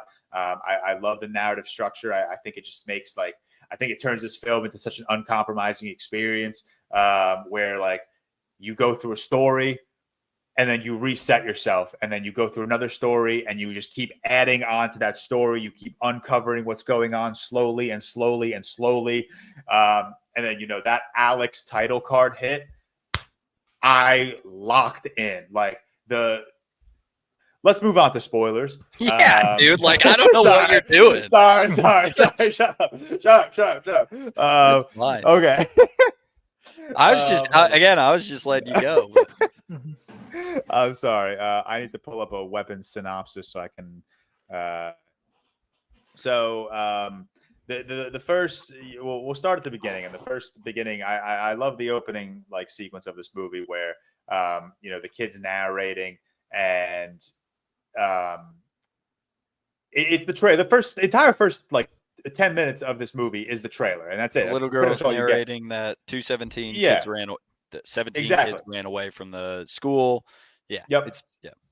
It's the trailer, and it's awesome. And I loved as this movie went along, and this isn't really a spoiler. This isn't a spoiler at all, but I love as this movie went along, I was like, oh wow, like the trailer really didn't include a lot in it. Like I do fault the trailer for like gassing this movie up to be like, you know, one of the scariest movies of the decade. And while I think there are moments that like warrant that accolade, I think it's far from it. Like, you go into a Zach Cregger movie, you got to expect to laugh a little bit, you know, especially after Barbarian. And hopefully going into his third film, people understand that more. Because I do think that just puts such an unfair pressure on a movie like this. And you saw it with Longlegs, where, you know, the marketing of Longlegs was insane. People were lauding it as the scariest movie of all time. And then you go into Longlegs and you realize it's just this slow burning psychological film. And I think that just does damage to the overall discourse of this movie. But anyways, you know, you follow Julia Garner's character, and the first couple of minutes of this movie, it's not from anyone's perspective. So you don't see like Josh Brolin's face. You don't see the face of Benedict Wong. You don't see Julia Garner's face. Everything is from like the back, especially when you're in like the auditorium or the gymnasium of the school. There's no one in focus. Like, you're not seeing anyone's face, and it's just like, it's a very overall like, hey, this is what's going on. This is how everyone's reacting to it. This is who they're placing the blame on. And then you get into that first title card, which is Justine, which is the teacher. And you start with her, and you start to understand more of like her involvement. She's obviously like the target here. She's the one that everyone's placing the blame on, obviously, because it's every single kid in her class left. So the first title card is Justine. And, you know, we get Julia Garner, just forefront Julia Garner, you know, struggling with a past relationship, struggling a little bit with drinking as a result of the incident going on in this town. You know, she's grieving in her own very particular way, obviously. So I really do like the intro. This is what I love in horror, and it's, you see it in Barbarian too.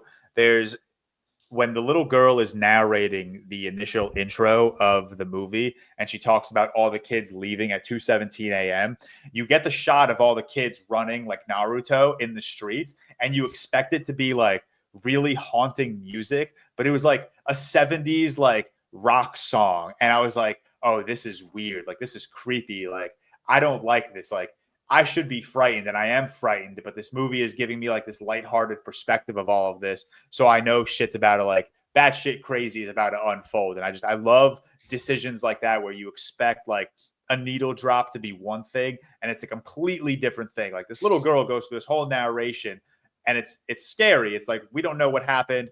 A lot of people die in this story. And then you see the kids running, and the song that pops up is like this, you know, relatively not scary rock song pre-2000s. And I think it's awesome. I think there are just like so many small little aesthetic choices and decisions, creative decisions made in this movie, where I like literally wanted to clap in the theater. Like, I think they were so fucking awesome. You know, like even further down the line, where we'll get there. Sorry. And anything you guys want to say on like the kind of like first like intro bit of the movie and then like into the Justine title card? No, I liked the opening. I think the you're introduced to everyone right in the first. You meet Benedict Wong, you meet Alden Ehrenreich's character, you meet Josh Brolin's character. I can't remember if you meet I already forget his name again. His character.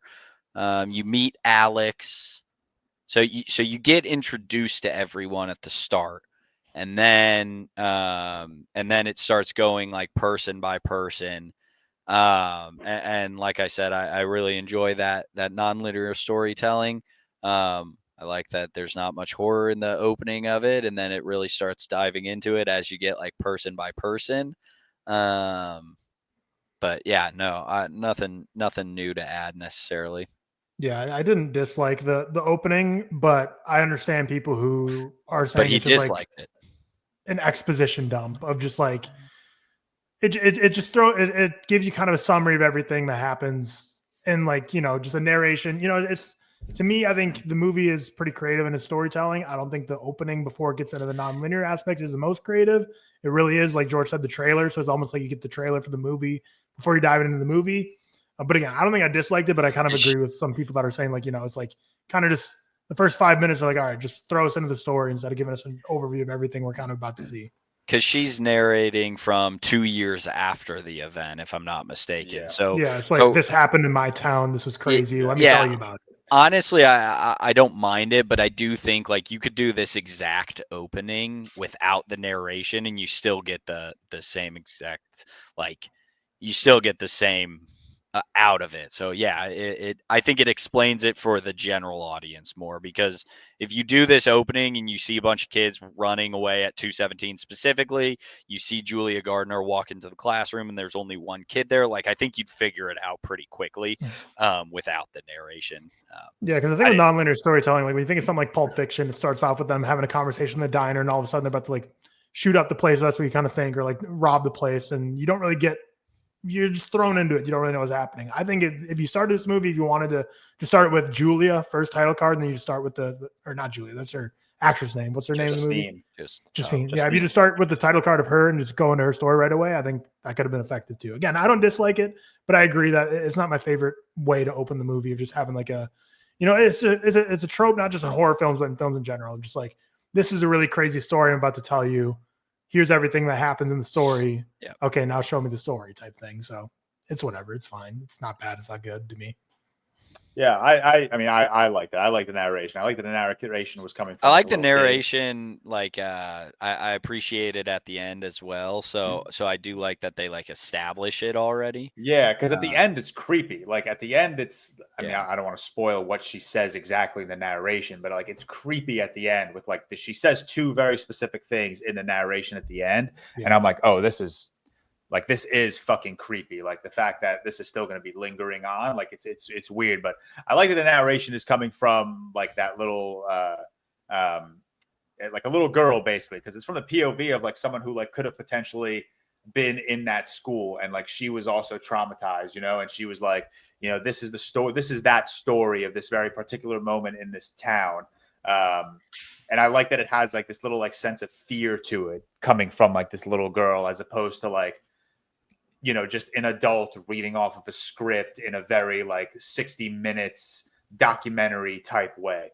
But I trust me, I'm not like very pro narration. I do like the example you pulled of Pulp Fiction, where like you see that conversation happen in the beginning and then you don't see it until the very end when then the things like unfold. Like I think this movie definitely could have just shown us things instead of just explicitly telling us like this is what happened. But I do like that it's like a little bit of like a news reel where it's like, okay, this is something that people are going to read about in the newspaper. This is what they're not telling you.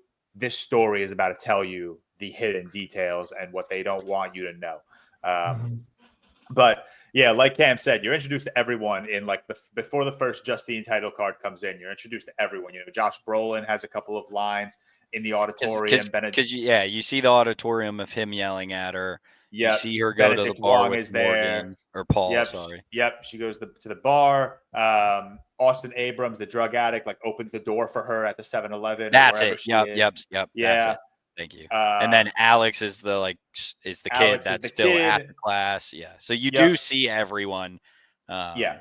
You see First everyone, off. and it's a nice introduction, and then you get into the title card. So you have the Julia Garner, Jesus Christ. You have the Justine title card, and that's like I think that's like the most broad chapter of the movie, and I don't mean that in like a negative way. It's just like she's the teacher, like she's the one that walks into the classroom. Only one kid is there. She's the one that's being How long is this movie? 2 hours and 17 minutes, including the credits. No, it's not. Oh shit! Really? Yeah, I mean, he obviously did that on purpose. Oh, that's fun. I mean, that's fun though. Hey, we're recording 2:17. Holy shit! Oh yeah, we are. Which people watch and won't see because that includes the 40-minute real quick we did before this. Holy but shit. on our recording right now, it says 2 hours 17 That's minutes. kind of crazy. Wow, Okay. that's really, we're all that's dead really, tonight. It was nice. Yeah, that's It's really over. fucking spooky, actually. But of this 2:17 movie, hers is like 30 minutes of it, and then the rest are all like 15 minutes of it until maybe the ending, Alex.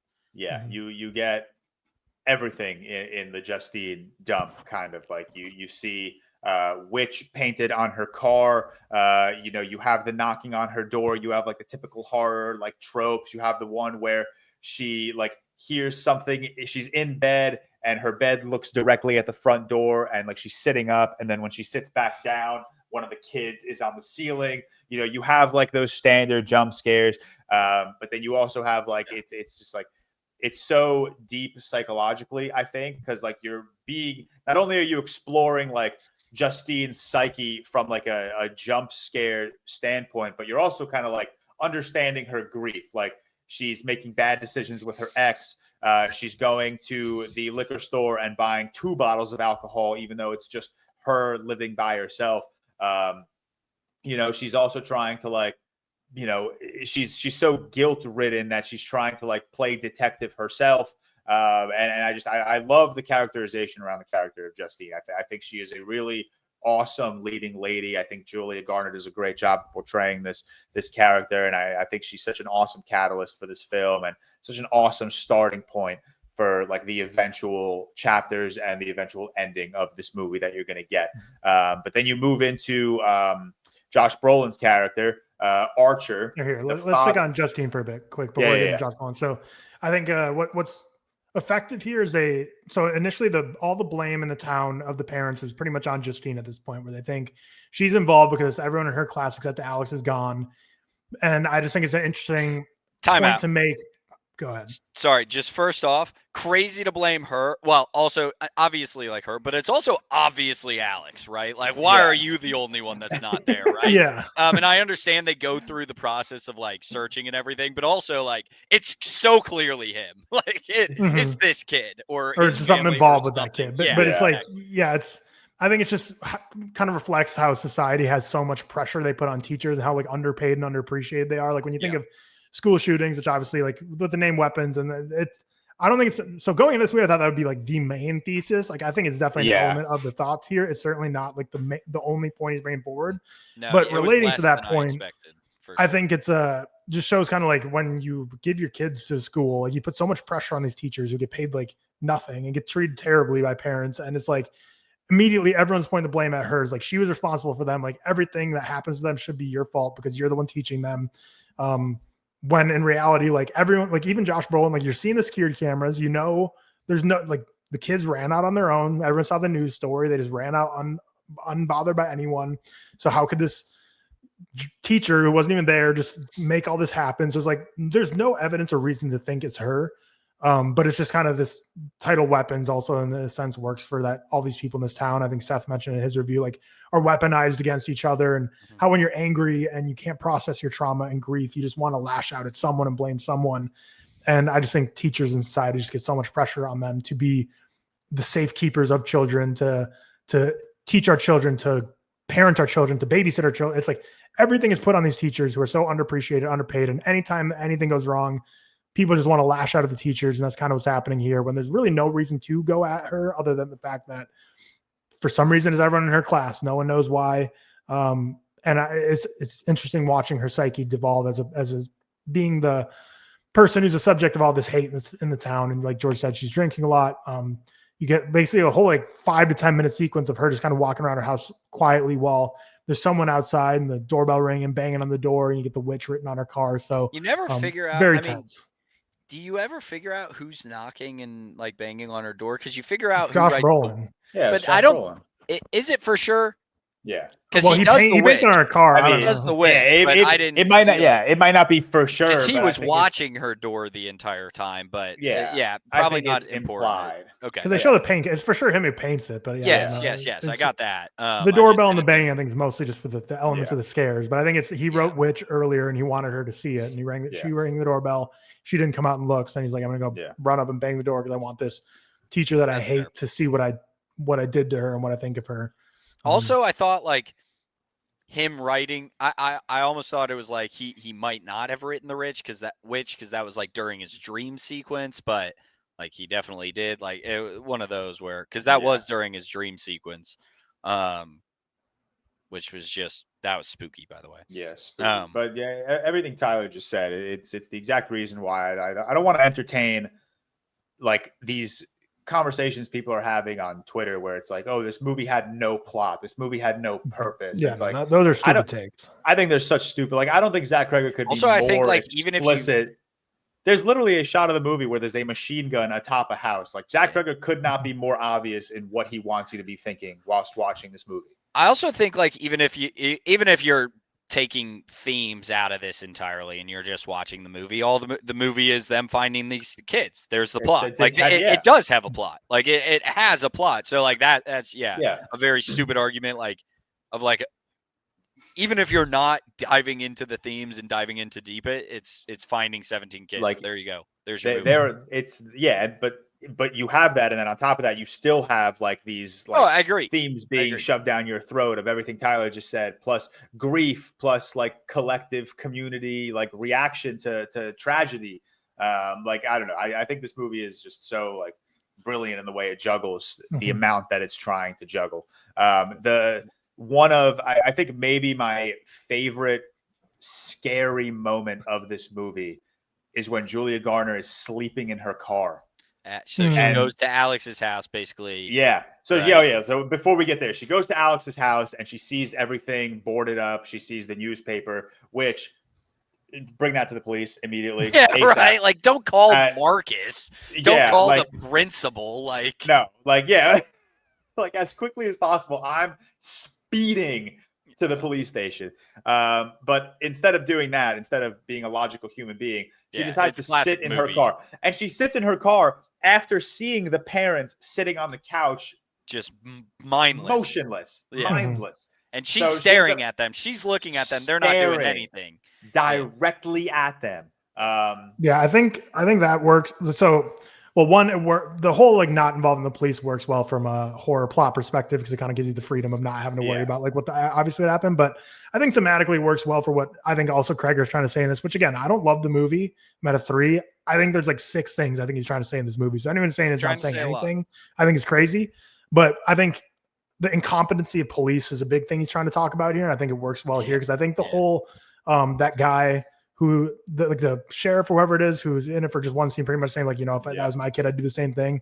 I think that was very reminiscent of like the whole thoughts and prayers culture where it's like, thoughts and prayers, we're doing our best, but you don't see them do anything. So it's like, you're just kind of feeling like you're blaming these teachers when really like the police, like we saw the Uvalde shooting was a huge thing where people were criticizing the police for not doing enough to protect their children. And in this movie, very much you are seeing police do legitimately nothing. They keep saying we have every police on the force were working overtime. Alden Ehrenreich's character says that as well. He's like, why are you criticizing me saying I'm not working or caring hard enough about this? We are working around the clock. We got everyone on this. I'm not a detective. Yeah. And you don't see anyone working on it. So I think it's just kind of talking about how incompetent police are in the small town that are not protecting the kids as much as they should.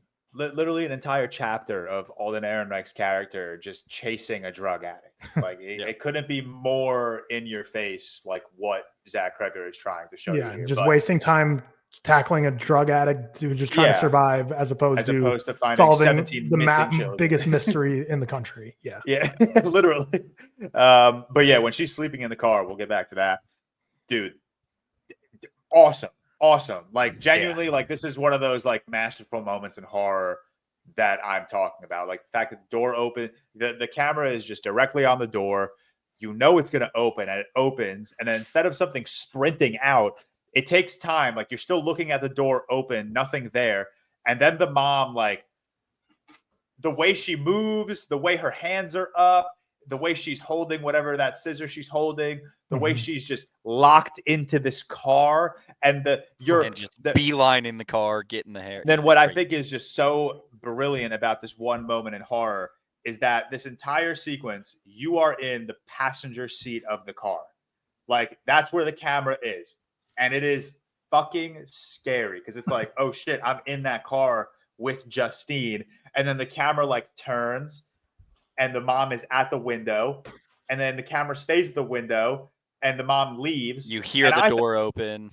I thought there was a very split second where she leaves the frame and you don't hear the door open. I thought she was gonna like stand on the hood and like shit was gonna go, like she was gonna break the glass. I thought she was gonna kill herself in the back of the car, like to blame. That's what I thought was going. Like I thought it was gonna be some like big, like weird thing. And I think what they do of just like taking her hair like builds to this intrigue of, okay, what the fuck's happening almost. Like I thought she was going to do something crazy, like kill herself in the back of the car almost. I thought she was going to like break the glass, break the windshield, take Justine or whatever. But it stays calm. You hear the door open, you hear the door close, and then you don't see the mom. You just see her hand creep into the screen, cut the hair, and then it's the next scene, like that. And then it's Josh Brolin right after that. And then it's Josh Brolin, and that whole sequence, dude, everyone in my theater was like, fucking like you almost like that's where it's like you almost expect a big scare, and they subverted something, but it's slow, lingering horror, and it's reminiscent of the Conjuring jump scare at the top of the stairs, where it's like it's still a jump scare, but like when they snap the fingers, it's like it's not that big of a thing, but it terrifies you because it's so unexpected.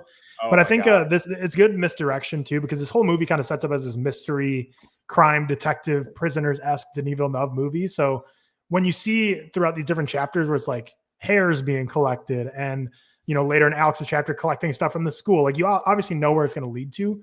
But when you're watching it from like a crime thriller mystery perspective, you're thinking like Cam, you're saying with the whole killing in the backseat, like, oh, they're trying to collect like DNA on her to like frame her potentially. Yeah, we need to get the hair. And then you get the kid's DNA. So it's like, look, we can put this in her house. So it's like, oh, she has all the DNA of everyone attached to her. So it's like kind of sets you up for thinking they're trying to collect, because obviously at this point, all we know is the town is furious at her and wants to blame her. So it's like, but I mean, again, the misdirection isn't that strong because the fact that, like George said, is like this zombie looking like walker. Yeah, you very clearly you realize it's not like a logical person not in control. No. So that's when like it's it's Alex's house, but you still have not met the villain. You don't know what it is. And I think one thing that I want to mention about the storytelling, but we're not there yet, is like the introduction to the villain is like so amazing.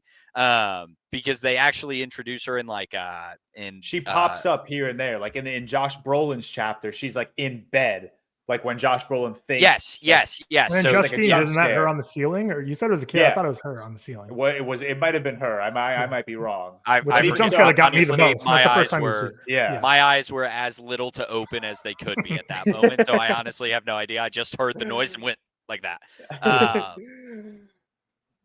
So she's in the bed, but then she's also in you see her in the woods. She's in the forest. Yeah, the drug. Yeah, she's in the forest. That's when I truly knew it was her. I didn't know what it was. Like it was far. Sorry for cutting you off. It was she's far enough in the distance where like my first thought was, is that a fucking clown? Like not disrespect to like no disrespect to the way Amy Madigan looks, but like her makeup. In this she has like bright orange hair, hyper exaggerated makeup. Like you're not. And wrong. she's just sitting there waving. I'm like, yo, what the fuck is happening right now? Like, but yeah, the introduction of her character was so absolutely insane. Yeah. So now I think we're ready for Josh Brolin. Yeah, is the next one, right?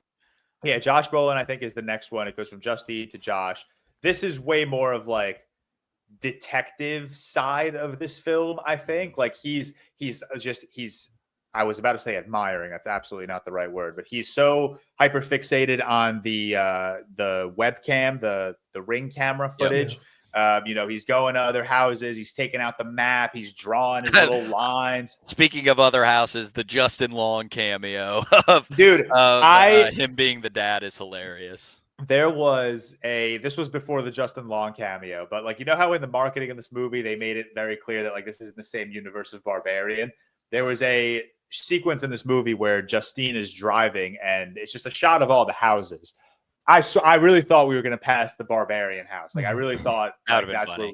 I was like, okay, here's where he did say it was like in the universe, like whether true or not, but that would have been. And I thought there was going to be like some sort of tie-in, but there's I don't know. The whole it's such a marketing game. It honestly pissed me off with the whole connected universe thing because when they say the dad's name, Justin Long, it's like Bill or something. But then I look at Barbarian cast after the movie and his name's AJ. So I'm like, so it's Justin Long playing two different characters. It's very clearly just like okay, both are set on Earth. Both every movie. Stupid marketing gimmick. I was kind of annoyed by that, to be honest. I love Justin Long, but when they said his name, like if you're gonna make a connect, say like, oh hey AJ, how's it going? And then he becomes some realtor or something. I don't know. Honest with you. But I didn't.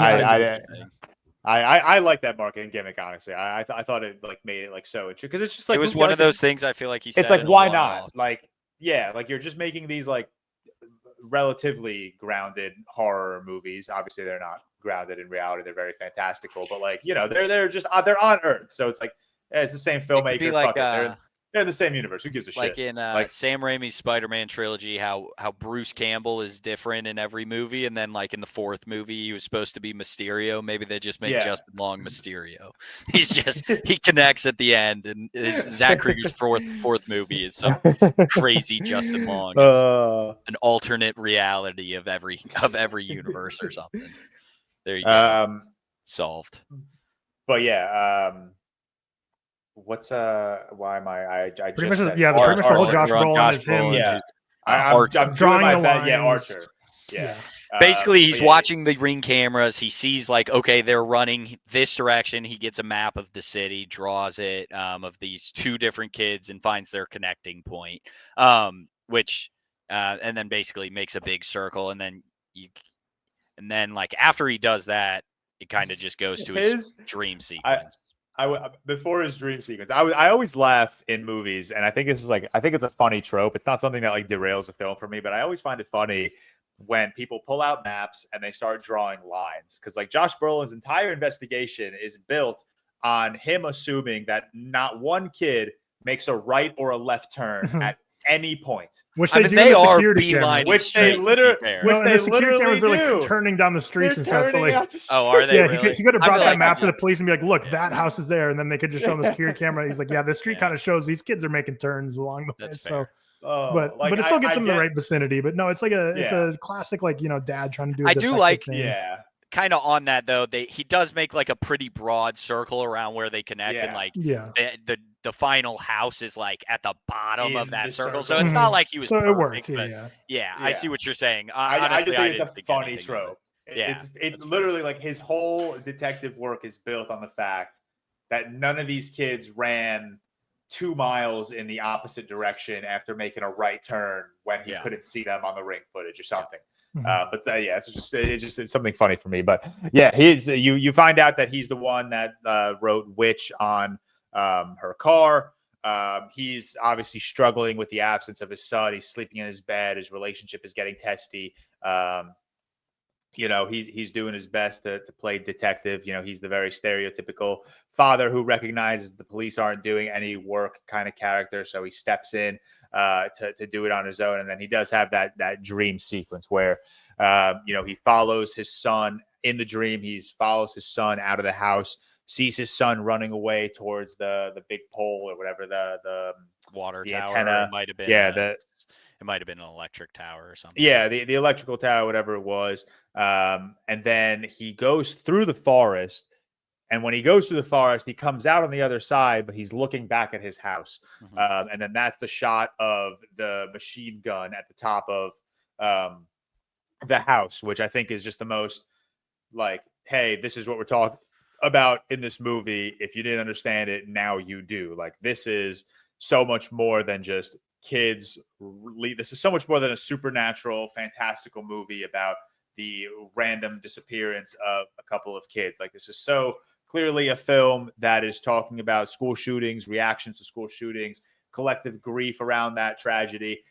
It may not have been like present in this film as much as I think the trailers made it out to be. But it's like, this is what Zach Cregger is talking about. And this is just, I thought it was honestly like, I thought it was less on the school shootings by the end of it than I really expected it to be. Like, it was a lot. Like, I took a lot. I obviously, like, there was, they're all students in the school, and like they're and like with the machine gun and everything, like they're it's there. But I did think a lot of it that I was pulling away from it was like these parents that like basically just don't pay attention to their kids.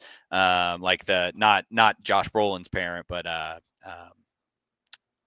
Amy Madigan's character is like very manipulative of kids and not taking them seriously, and basically like weaponizing their incompetence almost.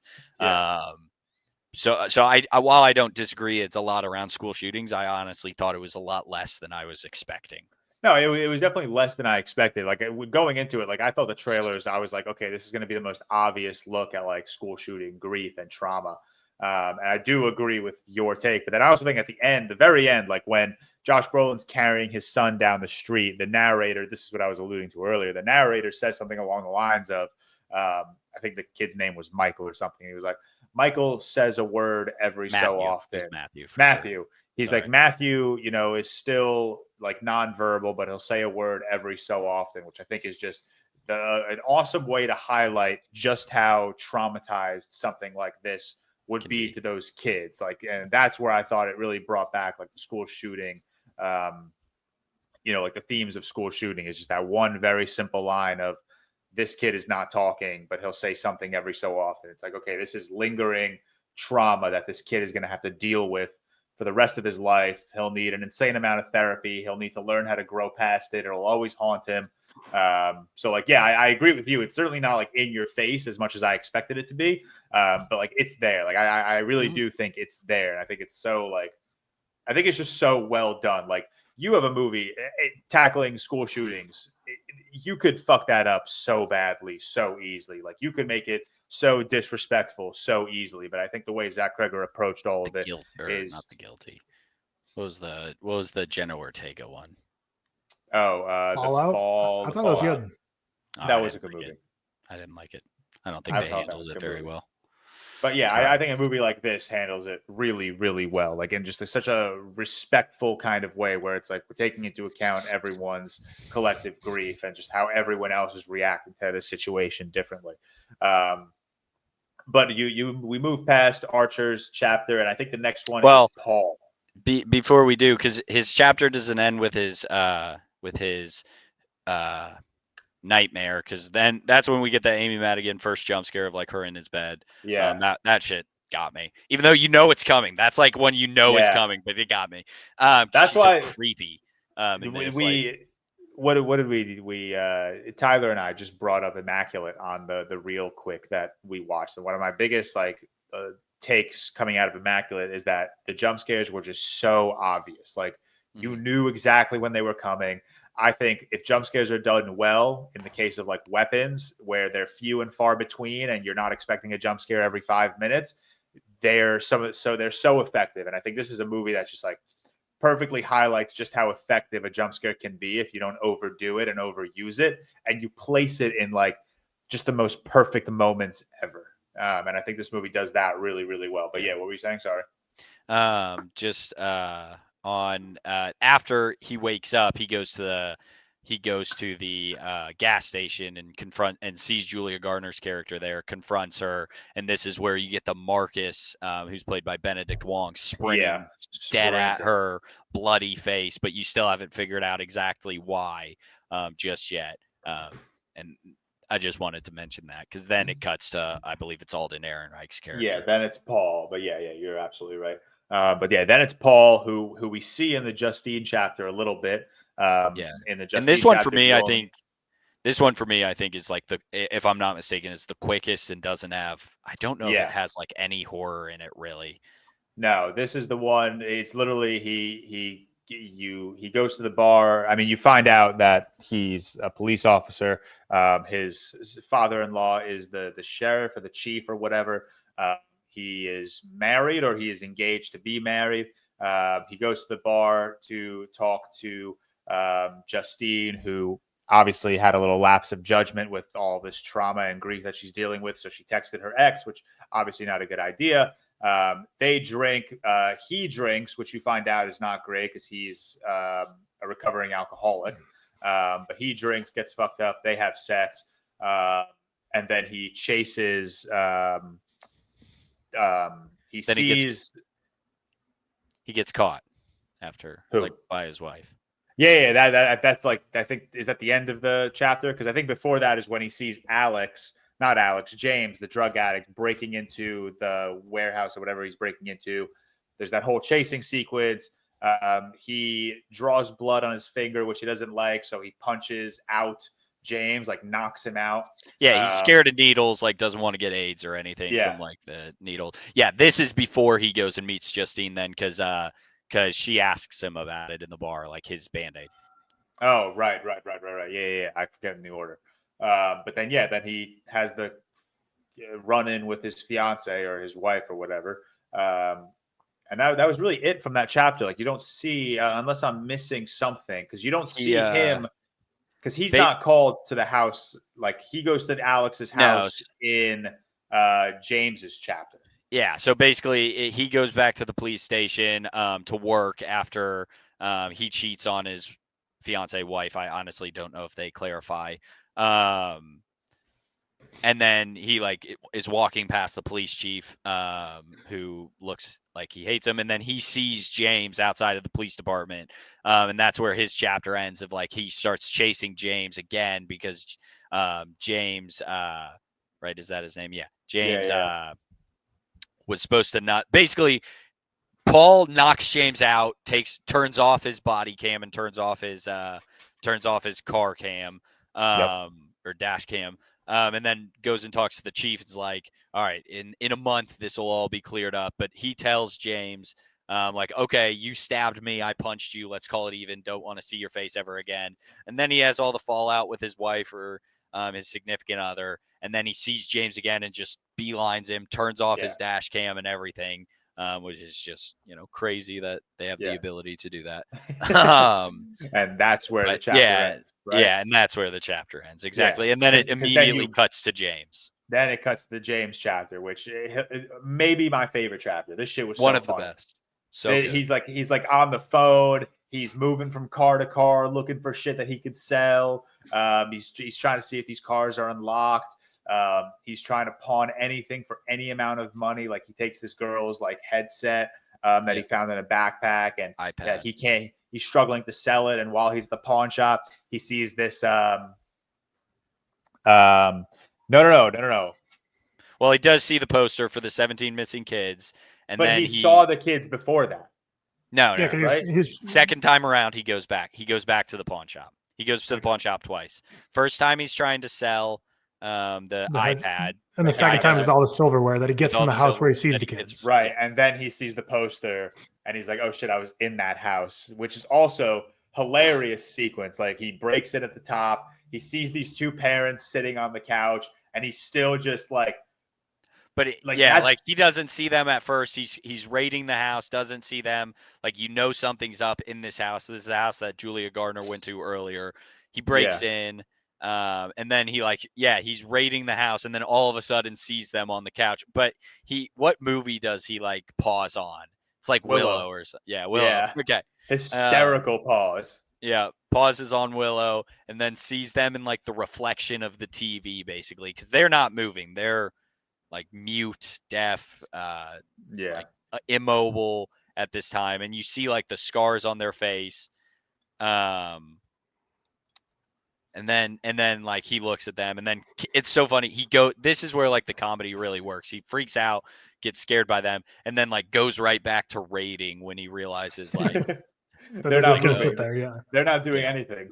Hysterical. But then they get up, right? Am I losing it? They get up. He steals all the silverware. They get get up. And that's when he falls into the basement. Yeah, right. And he sees all the kids, and then that's when he like. What do they sprints get out, up goes to back. do? Because they don't get up to like grab him or anything. They get up to do something. I think they walk past him, but he like No, gets Well, scared. they kind of like chased him out. They were trying to like slowly chasing him out the house to get him out of there. Were they?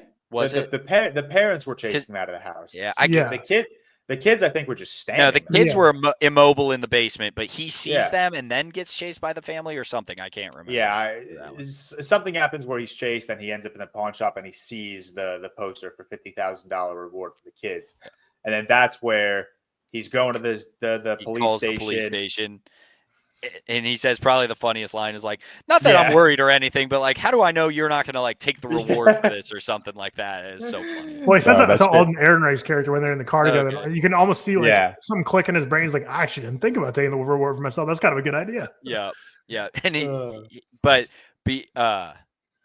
yeah, okay, never mind. Then he goes to the police station and then gets chased back to the woods, and that's where you see for the first time, like you truly see her, Amy Madigan's character. It's a long shot of her, like, but like you still don't like smiling and waving. Yeah, But yeah, you don't know what it is. You don't know if it's a vision, if it's an actual person, because like we had only seen her in like the Archer dream. and even then, like you don't really know it's her because it's like so dark and it's just a jump scare for a second. But like, so yeah, you don't really know it's her. No, but that and then another hilarious moment in this movie is when James stabs Paul with the needles, and then they get into the cop car, and James is like, "Do you have AIDS?" And he's like running through a list of like diseases, and I was like, "This AIDS, is so hepatitis B," and he's like, "Yeah, I don't think so." like, I don't think so." As if James has been tested ever in his life. The dude doesn't even have a house. But yeah, then they go to he convinces him to go to Alex's house, and James stays in the car. Paul goes in. It goes from night to day, day to night. So he's been in there for a while. James is in the car. He's like, "What the fuck is happening? Like, where did he go?" Another awesome sequence. Like the door opens again. I love it. It zoomed in on the door this time, which I thought was really cool. It zooms in on the door. Door opens. Paul walks out. Camera zooms out as Paul walks, and then he just like opens the door and like grabs Paul, grabs James, drags him into the house, and then it cuts to Benedict Wong's character, Marcus. But ultimately the Austin Abrams chapter is probably one of the most effective ones. So I feel like it really just highlights because I don't know what do you think his age is supposed to be, like mid-20s, young 20s? Probably, but beyond that, he also is just like younger looking actor too. So it really kind of emphasizes just like the failed youth narrative they're going for. Society in suburbia and these small towns are just failing our children. We're not instructing them properly. We're not protecting them properly. We're not making the world a better place than we left it type situation for them and preparing them for success, kind of leaving them all to fend for themselves, which leads to this horrific events that happen. But you can see, a generation above these kids that get taken. You see what, this drug addict who has no job, who has no real success in life. He's homeless and no one's really doing anything to help him other than chasing him around, trying to arrest him. And he's just down on his luck and has no real chance in that town to get back on his feet. And I feel like it's a really effective chapter and very comedic and as well as scary way as well of just showing, this just someone who's just failed by society who didn't do anything to protect him. But yeah, you get all the stuff with the syringes were a funny comedic bit of just continuing. I'm sure that's just so relatable for police officers that happens all the time where they ask 17 times, like, "You swear you don't have any of this?" And then they go and search it and immediately find whatever they're looking for. And like, "I asked you 15 times." And you can feel how pissed off he was in that moment when he got stabbed, that he's like obviously pissed off you're getting stabbed and you're worried about the disease and all that, but just how mad he was. He's like, "I asked you 17 times. He's like, "I really don't want to get poked by anything in here." And Alden Ehrenreich kind of on a renaissance right now. Kind of a little bit. Yeah, he's great. I wish we got more of him in this movie, Yeah. but no one in this movie you really get a ton of, so it's not really. No. Yeah. I also think, like, beyond like storytelling and narrative, I think the James chapter is just the most like, hey, this is the type of horror filmmaker that Zach Cregger is. Like you said, Ty, it really is just like this awesome balance of like being fucking scared, laughing, these really like physical comedy bits that are kind of funny. Like it is just like this, like he's such a I said it before, he's such a master of tone in horror, and I love his style of filmmaking. I love like the tone he's able to capture. Like in this one chapter, you're frightened, you're uncomfortable looking at Amy Madigan smiling and waving. You're creeped out while he's walking through the house. You're scared when he falls down into the basement, and then you're laughing again when he's in the pawn shop looking at the poster for $50,000. Like it's such an awesome like display. Like if you want one 5-minute, 10-minute bit of like what type of filmmaker Zach Cregger is, this is just the perfect like chapter of this film to like understand him as a filmmaker. It was like the mirror image of Barbarian, the tape measure scene rolling into the horror of the thing. That's like this movie's part of that is like that's the comedy. I think he does it horror, a lot better. Everything in blended. this. Like blends it a lot better in this, in my opinion.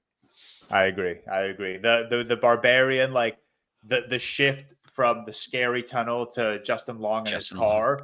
Like I love that. It's so funny. It's so like in that moment in Barbarian, it's so in your face where I just think it's so fucking hilarious. I think it's much more subtle in like this movie when he moves from like comedy to horror. And I think I like the more subtle approach to it, but I love the shift in Barbarian. But then you move to Marcus.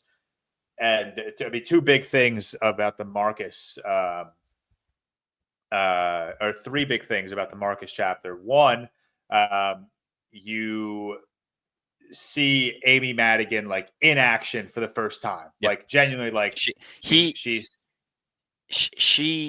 posing as his aunt. And again, I think this is just so like, and like what Tyler said of like the incompetence of the police force in this movie is like this. It's them. Yeah. It's the woman who just randomly showed up and no. Is she not actually his aunt?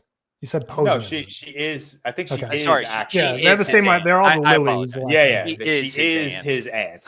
But like she's like saying like she's posing as his like guardian is more so what I should say. Again, like while his parents are like sick, but it's like just dumb.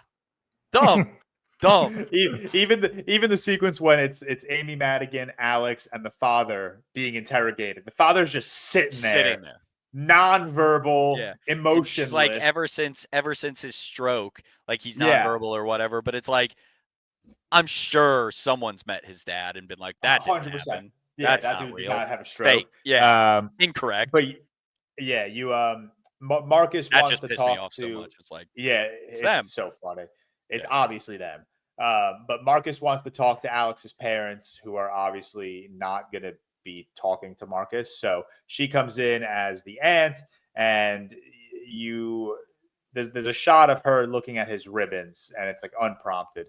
And you're like, okay, something's here, something's happening. And then you have the sequence where she shows up to his house. Before that sequence, by the way, if that woman shows up to my house, I'm punching her in the face, dude. I'm knocking her terrifying out. Woman. Terrifying oh my woman. Goodness, the makeup, cake, the hair. She is. Oh my goodness, I am closing my door so fucking fast. It's a very good like showing of like a sick person who is trying their best to like look as if they're not sick. Like she's got the wig, she's doing her makeup up, but like it's too much over the edge of like I'm punching this woman. Get away from me, you horrible looking woman. Like it's so it's so like outlandish that it's shout out the costume and the makeup designers in this movie, because like she is just such a scary being in like the funniest and most uncomfortable way possible. But she shows up to the house of Marcus, and she's basically like, I caught 2 buses. I would have been here earlier. I really want to finish our conversation about Alex. I want to clear the air about his parents. And Marcus's husband lets him in. They were about a dog, 6 hot dogs, by the way. 2 guys, 2 dudes. Insane like lunch to make on a random Saturday. Who knows? Maybe they had a fantasy football draft that had a determined draft order for it. You don't know. True. Dogs, baby. Yeah, that was funny.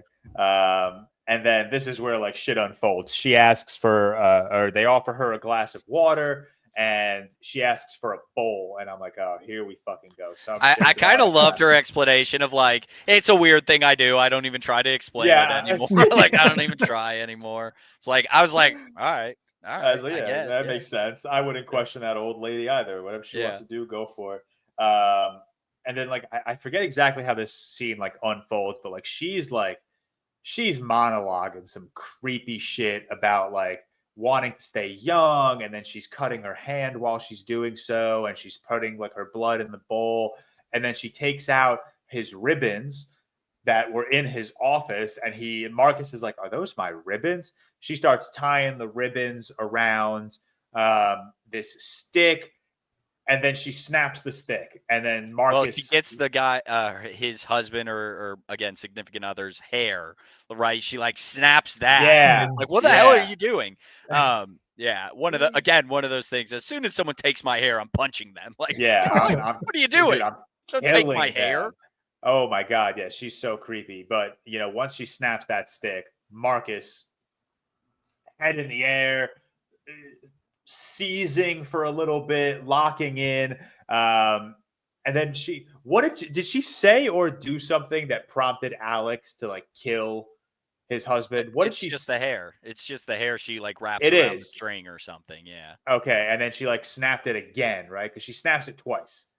No, because the second time she snaps it is for Justine. That's why he goes after Justine. Right. That's where she has her hair. Oh, right. I see what you're doing. So she wraps the husband's hair and then snaps it, and then that's where like she wraps it.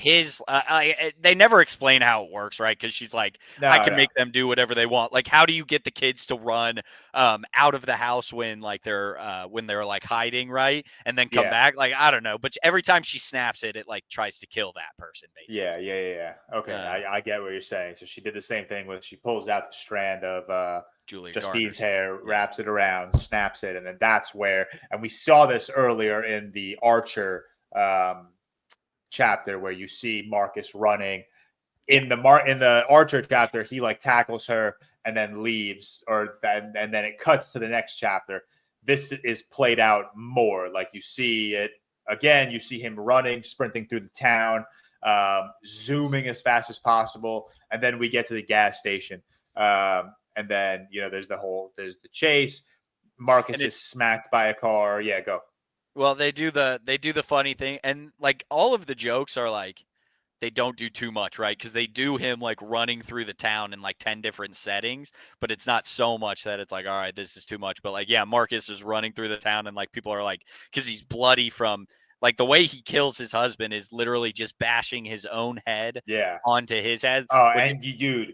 You see his skull too. One of those things where I don't fully understand how Marcus's head doesn't also bash. I was thinking the exact same. Yeah, one of those things like whose skull is harder, I guess. I don't know, but just a nasty way of killing him.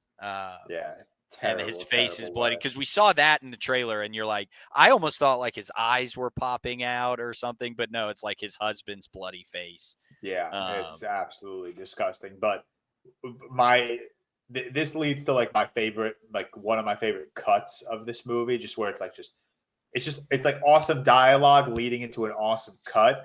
Where this is after Marcus gets hit by the car, he dies obviously, and then Julia Garner and Josh Brolin, Archer and Justine are talking, and Archer is like, I've seen that run before. Like, that's the exact same way Matthew was running in the Ring camera. And then Julia Garner points to the map, and she's like, wait a second, that's Alex's house. And then the Alex title card showed up, and I shit you not, everyone in my row like, sat up. Yes, everyone in my row sat up, and we were like, okay, this is going to be the most important chapter of this book, of this movie. Like literally everyone sat up. I was like, my eyes were locked into this screen. Yeah. And then you get exactly what you want in the Alex chapter. You see that his aunt is coming to town. She's old. She needs help. So his parents elect to take her in and help. And then Alex goes to school. One day comes home from school and he sees his parents just sitting at the table, nonverbal, emotionless. He's obviously freaking out. And then this is the scene where she snaps the stick and they start stabbing their faces with the forks. And she's basically like, I can make your parents do whatever the hell I want. Okay. So to avoid that, don't tell anyone about what's going on in this house.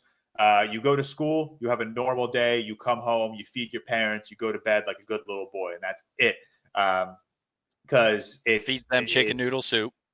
Feeds them chicken noodle soup. We were talking earlier. And then it's like eventually revealed that like she's doing all this. She's a witch. She needs the energy of young people to remain young herself. So it eventually gets to a point where it's like the parents aren't helping. Like, I'm in a bad state. I, as in Gladys, like, I'm in a bad state. I need more youth. So she recruits Alex, basically. She's like, I need you to get me things from like kids in your class. So Alex does exactly that.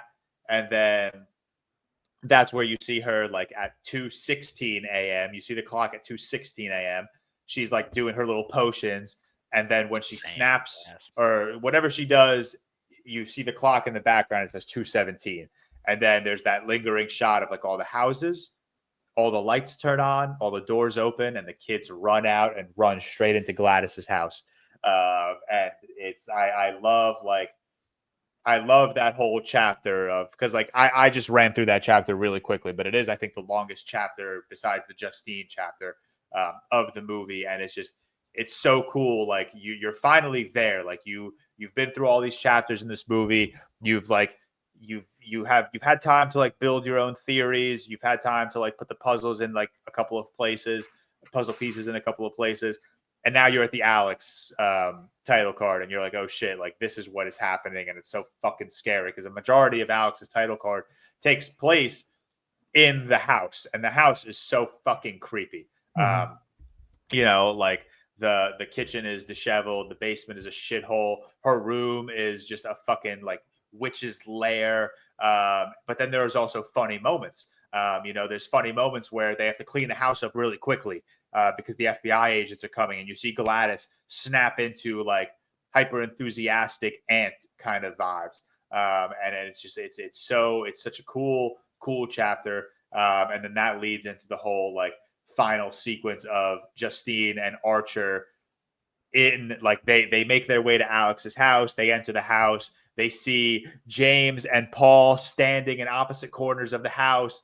When the FBI agents came, Gladys kind of realizes, okay, they're too aware of like something happening in this house, so we have to leave.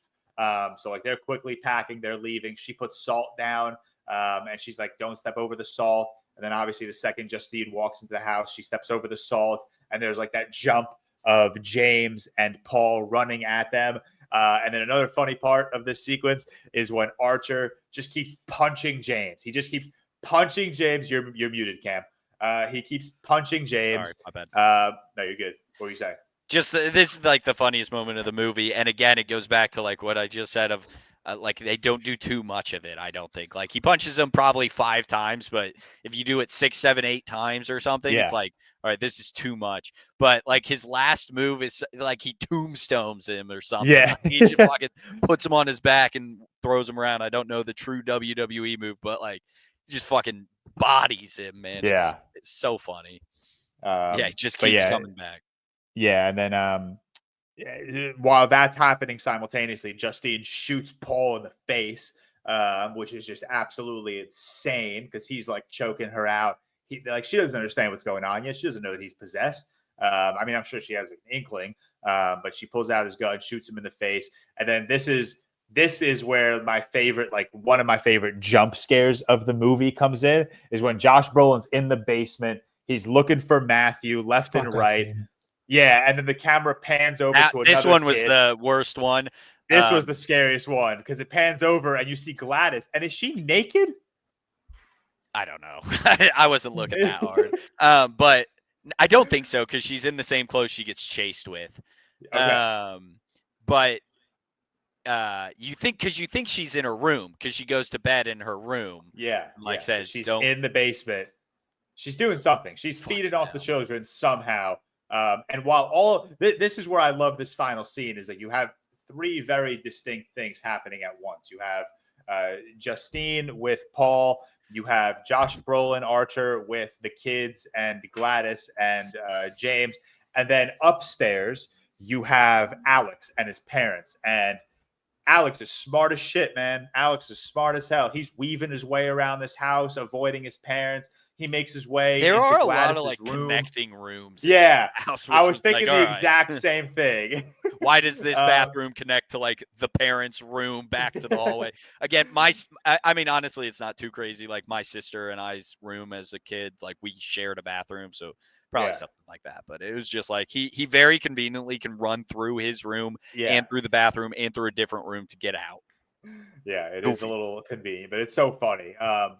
But yeah, so he's smart enough to know that like, oh, okay, I can make all these kids chase after Gladys, or I can make all of these kids like whatever snap out of like he makes Josh Brolin. No, that happens because she dies. But like he takes all of the kids' things. I think snaps the stick and then puts it in the water. He just takes her. He just takes her hair.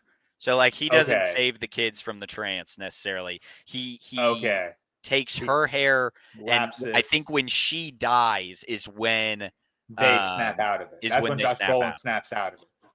Yeah, that's when Josh Brolin snaps out of it. Yeah, because he runs to the room and steals the little branch because he obviously like sees her doing it at moments, and snaps it. Yeah, and that's when you get the oh no. And then hilarious. She's running. I'm sure there's been tons of like memes on Twitter of like the kids chasing after her. I saw the DK Metcalf chase down Tyler. I saw that one of like the one girl in weapons chasing Gladys basically because they're like they're sprinting. They're still in the trance because they're sprinting through like windows and doors and just beaming through these things. Very funny. Dude, the kids barreling through the windows had me cracking up because like it's not scary. It's funny as fuck. It's so fucking funny. Like even the scene where Josh Brolin's walking through the house and that random woman yells, "There's a random man walking through our house now." Like my theater erupted in laughter. But then it's like you're laughing while these kids are barreling through windows and doors. And then you get like her apart. Is really gory scene of like one of the kids like rips open her jaw. Like how fucking strong are these kids to where they're ripping her limb by limb? Like it was unbelievably scary. And then you have like this is again what I was talking about earlier, the final like end narration. And she says two things, and she was basically like Alex's parents never recovered. They're at a psychiatric center still being fed soup to this day. And then there's the shot of Josh Brolin carrying Matthew and the shots from the back. So you see Matthew's face like hanging over his dad's shoulder. And the narrator says like some Matthew of the kids have started talking again. Yeah, some of the kids have started talking again. Something along the lines of that. And I'm like, wow, that's fucking like those two final lines are so fucking scary. Like this wasn't solved. Like nothing. Like obviously it was solved. She's dead, but like this didn't take. It doesn't like just immediately go back to everything's good. Like like after you have this trauma, you're still dealing with it, kind of thing. Yeah, and I love that. I love the fact that like Zach Cregger didn't shy. Like he could have very easily given this movie a happy ending. The final shot of this movie could have been very all the kids easily snap back and they're good. Like like the kids walking into school all happy and shit, seeing Justine and saying, "Hey, Miss Gladys" or Miss Gandy or whatever her name was. But no, it ends on just like oh, by the way, trauma is going to linger. Like that shit doesn't just leave. Like this is going to be a very traumatizing thing for everyone involved. And I'm going to make it very clear that this is going to take years of therapy to fix. And I love that. I love that this movie doesn't necessarily end on like, you know, even though you're laughing with the whole like kids chasing after Gladys, this movie doesn't end on like a happy note. Like it ends very darkly, which I really, for me, like when I said like I think this ending fell a little flat. I liked the ending, but I will say like the Gladys jump scare when Josh Brolin's in the basement is kind of like the last bit of horror in this movie. Yeah, I agree. Or honestly, even like we'll say bit of thrill. Like so, not even fully horror wise. I mean, you have I can't remember how far after you have that jump scare. You have Alex running through the house being chased by his parents, like very Shining-esque of them like going through the doors. And then he snaps it, and that's when you have like the turn of like, okay, now it's going into like comedy almost of like the kids chasing Gladys. And that's where I was a little disappointed of like it ending not in like a truly thrilling way. I don't disagree. Like it ends not in a happy way. But I thought like the ending was like, yeah, they rip her apart and that's crazy. Like, but it didn't end like in a thrilling way, in my opinion. Like it ends in a, like kind of a revenge way almost. And I don't think that worked as well in this movie. Yeah. I mean, I don't know what I wanted though. Like, I don't have an answer on what I wanted. I'm gonna respectfully like I was so locked into the entire final scene. Like I said, I think there was so much going on in that final like 20 minutes of this movie from the time Archer and Justine get to the house. Like there's so much going on, and it's broken up by floors. Like top floor, Alex and his parents. Second floor, James, Paul, and Justine. Third floor or basement, Josh, Archer, Gladys, and the kids. And then everything kind of comes together, and I love it. I love like the anticipation of, once you figure out what Alex is trying to do, like, something's going to happen. And then once he like snaps the stick, it's the funniest thing that could have possibly happened with all the kids just chasing after Gladys. And then I think, you even have like this very beautiful moment where Justine walks into the parents' bathroom and she sees Alex hugging his parents, who are still just not hugging back, obviously, because they're just puppets at this point. Lifeless. And I thought that was a really emotional moment. And then you get to like the really gory moment of the kids ripping apart Alex, but ripping apart Gladys. But right before that, you have like a funny moment where like this dude's mowing his lawn, and you look out, he sees all the kids, sees all the kids shade. Like it's such an awesome 20 minutes of just every single possible tone that Zach Cregger was feeding us throughout this movie is just dumped into this the final act. And I thought it was so funny. And then even post like all of that, you get to like that heartbreaking final shot of Archer walking away with Matthew. And I don't know. I think this movie came together so unbelievably well. Yeah, I mean, the final act. So I think the big thing I got away from this movie was just the failure of our youth. And I think a quiet moment in this movie I think is really effective in that final act is when he has to like feed his parents soup, and he's like trying to fumble around with the can opener. Doesn't really know. He doesn't do this shit. Like it's kind of like kids having to grow up way faster than they should, like having to teach themselves how to make meals, get themselves ready for the school bus, like stuff that you should expect a parent to be providing food and be providing the ability to get to and from school, that he had to learn real quick, which happens to kids everywhere. If your parents pass away or just major trauma happens in your life where you have to go from a free-spirited kid to having to grow up real quick. I think that quiet moment of the movie works really well for it. I think the whole chase at the end, the tracking sequence with the camera, phenomenally directed. I think that's my favorite. That's where I got like nauseous. Like, not I saw that in your review, and I'm sure that people, I could see definitely how it would make people nauseous. But I think it worked really well for me. But ultimately, like, why it fell flat, and I've already upped it to 3.5 in Letterboxd after talking about it more. The themes are starting to come together a little more for me, and there's a lot I do like about it, so I bumped it up to 3.5. But the reason that's still holding back is ultimately I was just disappointed that the way this movie went, or the direction it went, was to like witchcraft. Like I was hoping that there was gonna be some swing or something that the movie was about, that like all these themes that were laid throughout this wasn't gonna come down to like some supernatural witchy woman feeding off of the town type of energy. I don't know what I was expecting, but I think it was a little disappointing when I found out it was like a witch and she was feeding off the town, and it was more supernatural when I thought, again, as we were leading into this movie called Weapons, a movie about a bunch of kids dying. Obviously the themes of school shootings, obviously the themes of everything else we're talking about are still there, but I guess the execution of it all boiling down to like witchcraft in this town taking over the suburbia was just, again, I don't know what I was looking for. Just to me, when it laid out that's where it was going, fell a little flat for me. I was like, I was kind of hoping that wasn't going to be where it was going, but that's kind of ultimately what I had a lot of fun with the final chase sequence, but it's more just like the whole third act as a whole when I found out like witchcraft and wizardry was what was the underlying thing here.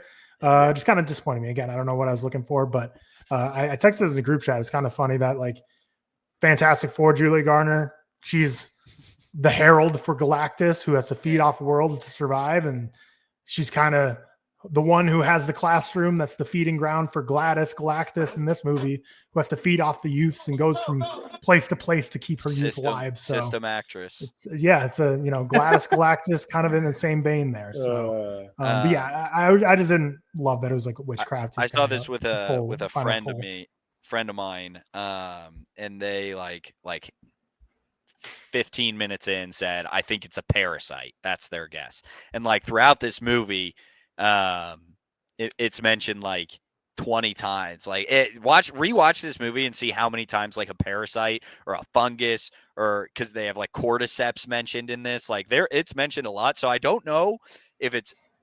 I agree, and then it like turns to witchcraft. So I don't know. Like I think. I think he was cooking. My friend Andrew was like cooking there for a little, and then they like do have that switch up of it being witchcraft. I do think they need something, right? They need some sort of trope, but I don't disagree with you. I see what you're saying. Mm-hmm. I also love that we just never get an explanation for why they have to run like that. Like that's just a stylistic decision. And I think there was an interview where they asked Zach Cregger, like, why did you make the kids run like that? And he was just like, because I think it looks creepy, which it really does. But all right, we'll wrap up weapons there. Great conversation. 317.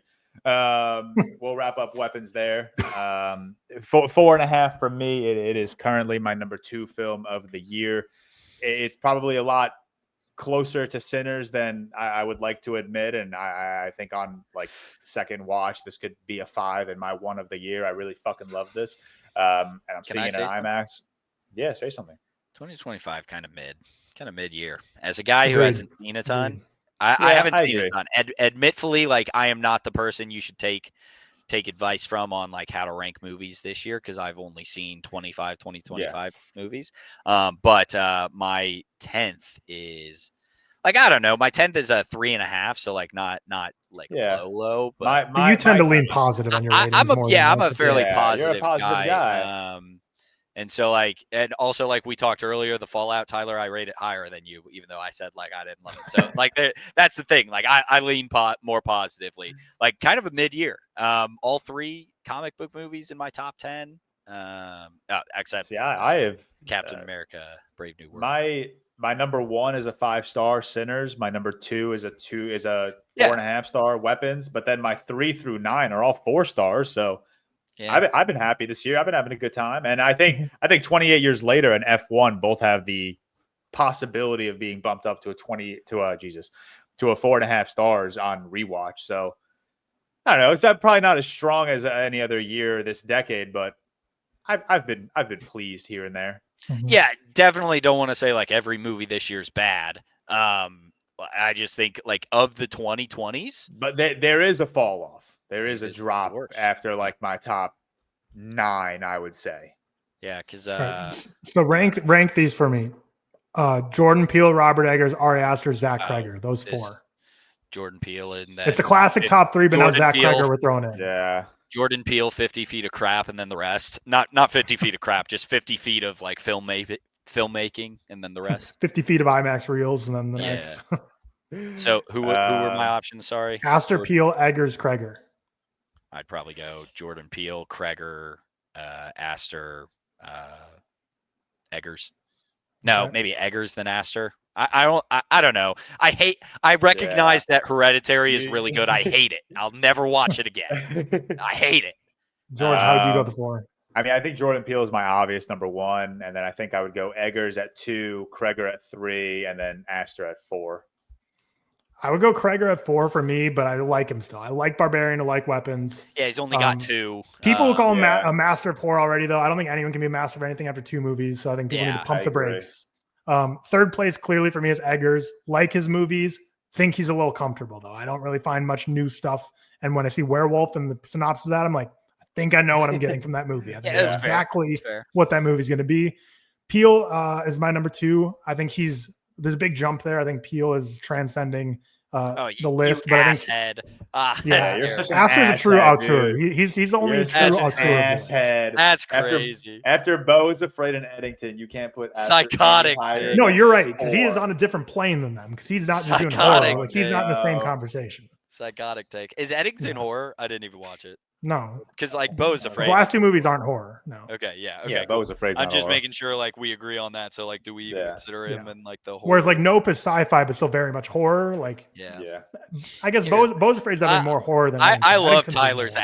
asked. I love it. I love the ass like, that we have here. his ass loving self Cooking. because like I don't get how Yeah. people put Eggers at one. He's kind Honestly, of I love that we've had like kind of like between us recently, because like when we reviewed Eddington, I sat back, I let Tyler do his thing, and I feel like on this episode, Tyler sat back and kind of let me do my thing and talk about weapons. So I like that we've been a little. It hasn't been like a Superman where it's like we want to argue with each other. It's like we want to understand each other. Which is so I did up my rating to 3.5, but it's crazy. Like one of the comments, one of the first comments I got in my letterbox was like, "Can't wait for the fight on the episode." And like they're like serious. I'm like, a 3 is still positive. Yeah, like a 3 versus a 4 and a 4.5. Like, how do you think that was going to be like a boxing match? I just commented on. Did you guys see Seth gave Inside 2.5? Yeah, 2.5. Yeah, I just commented on it. You deserve the hate George got for Superman on this one. Facts. Bad take. Inside's amazing, Seth. We'll fight about it next week. Inside, yeah, we will fight about Inside. We will fight about. Wait, I might listen to it on the way home, man. That's so good. So good. All right. Let's get into movie news or trailers. Yeah, let's get into sorry, bad podcasting. Give me a sec. I have so many tabs open right now, and I'm currently on for some reason I'm on Seth's list. All right, so latest news, trailers. Let's do some bait though. If comment below, where does weapons land in your 2025 ranking? Let us know. Is it top 5, top 10, top 2, top 1, top 15? Do you not like weapons? This is kind of we're well past the halfway point, but I consider August like the getting past the halfway. So this is kind of like you're done with like halfway check in. Halfway check in, which you're like top 10. Now we get into like Oscar season. But all right, latest trailers. We have a trailer for the new Office spinoff series, The Paper. I don't care for it really. I don't care for the spinoff. I don't think it looks that great. Yeah, I don't even think I got a laugh out of it. Terrible trailer. I think it was like so bad. The Twitter joke or something made me laugh a little bit. So it got a laugh out of me. And then I kept waiting. I was like, all right, where's the Office tie-in going to be? And then you see Oscar, and I'm like, oh, there it is. And it's like, all right. We knew he was. We knew he was in it. So I didn't know anything about this show. I was waiting for him to show up. But yeah, it's one of those that's like, why are we doing this? I'm gonna watch it. I'm gonna give it a chance. That trailer was the worst possible thing I could have expected, though. Unfortunately. Yeah. I'll watch it. Shout out The Office. I'll watch it. I will absolutely watch it. Yeah, it's almost giving more Parks and Rec energy than The Office based on the trailer. Based on the way. Are you saying that in negative? Yeah. Parks and Rec. No, I'm is saying good. the way that the show is like seems more beyond. The Office is for like 99% of it takes place in the walls of the office. This one, they're like journalists going out of the town, interacting with townspeople more. It's fair. Parks and Rec and Office are both great. The Office is clearly better, but they're both great. I love Parks and Rec so much. Parks and Rec is great, and I think a lot of these like mock documentary series are also great. But like The Office just had like this grainy vibe to it, where like you really felt like it was a real documentary. Yeah. Whereas like Parks and Rec, it's a little. I love Parks and Rec, but it's like too polished sometimes. That's I think what like. I feel that way about like Abbott Elementary. Like I feel like Parks and Rec still does the grainy like of like you feel it, but I feel that way about Abbott Elementary. And I like Abbott, but like it is a show and not a like series. I don't know. It's just too. I'm not saying I'm excited for this, but I am gonna go in guns a-blazing, be pro Office, and see what happens. I'm gonna give it a chance. Obviously, we also got a first trailer for Spike Lee's latest Highest to Lowest, starring Denzel Washington, Jeffrey Wright, A$AP Rocky, and Ice Spice. The film follows a music mogul whose empire is shaken when he must make a devastating moral choice. This has nothing to do with the trailer, but with the movie. I'm so pissed off, dude. The trailer dropped last week, and at the Alamo Drafthouse in the city and in Brooklyn have screenings of the movie this Tuesday. Oh, really? I didn't know about it. So by the time I got wind of it, it was completely sold out. So I immediately texted Sophie. I was like, we got to sign up for like Alamo Draft House email notifications because like now I got to wait until the movie comes out on like Friday. Obviously, like this week. Yeah, I It think might just be New York and LA though. I think everyone else is like Apple TV and September 15th. Oh yeah, I think it's for yeah, New August York. 15th they is the just release. dropped. That was like the first trailer. Like I knew it was soon, but didn't know it was this week. Yeah, they're like really banking on just like discourse around the film and the fact that it's Denzel and Spike. Alamo Draft House is like open in Indy. Location now. Indiana? Yeah, I knew they were building one, but I didn't know it was open. Nice. Oh yeah. I'm not going to be there. Yeah. I can't go this week, unfortunately, so that stinks. But shit, I might go check that out. Oh, it looks super nice. Yeah, but I'm excited. I don't think I've ever been to an Alamo Draft House. Well, you should. It's fun. You could eat good food. Yeah. Movie news. We chatted about it a little bit in our group chat, which I think is funny. We got a new movie called Good Boy, and which is a movie about a dog who's like being haunted in his house. But the director recently came out, and the pitch for the movie that he originally had was, do you ever wonder why your dog stares at empty corners, barks for no reason, or refuses to go into the basement?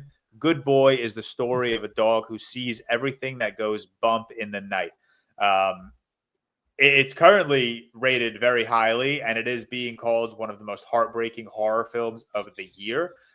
I don't know how much that will hold value. I don't think any horror movie has really been heartbreaking this year. I think 28 years later, like Borders heartbreaking, Bring Her Back has a couple of heartbreaking moments. But yeah, I'm intrigued. I think Seth or Tyler sent this to our chat and said like, I won't be watching this. Yeah.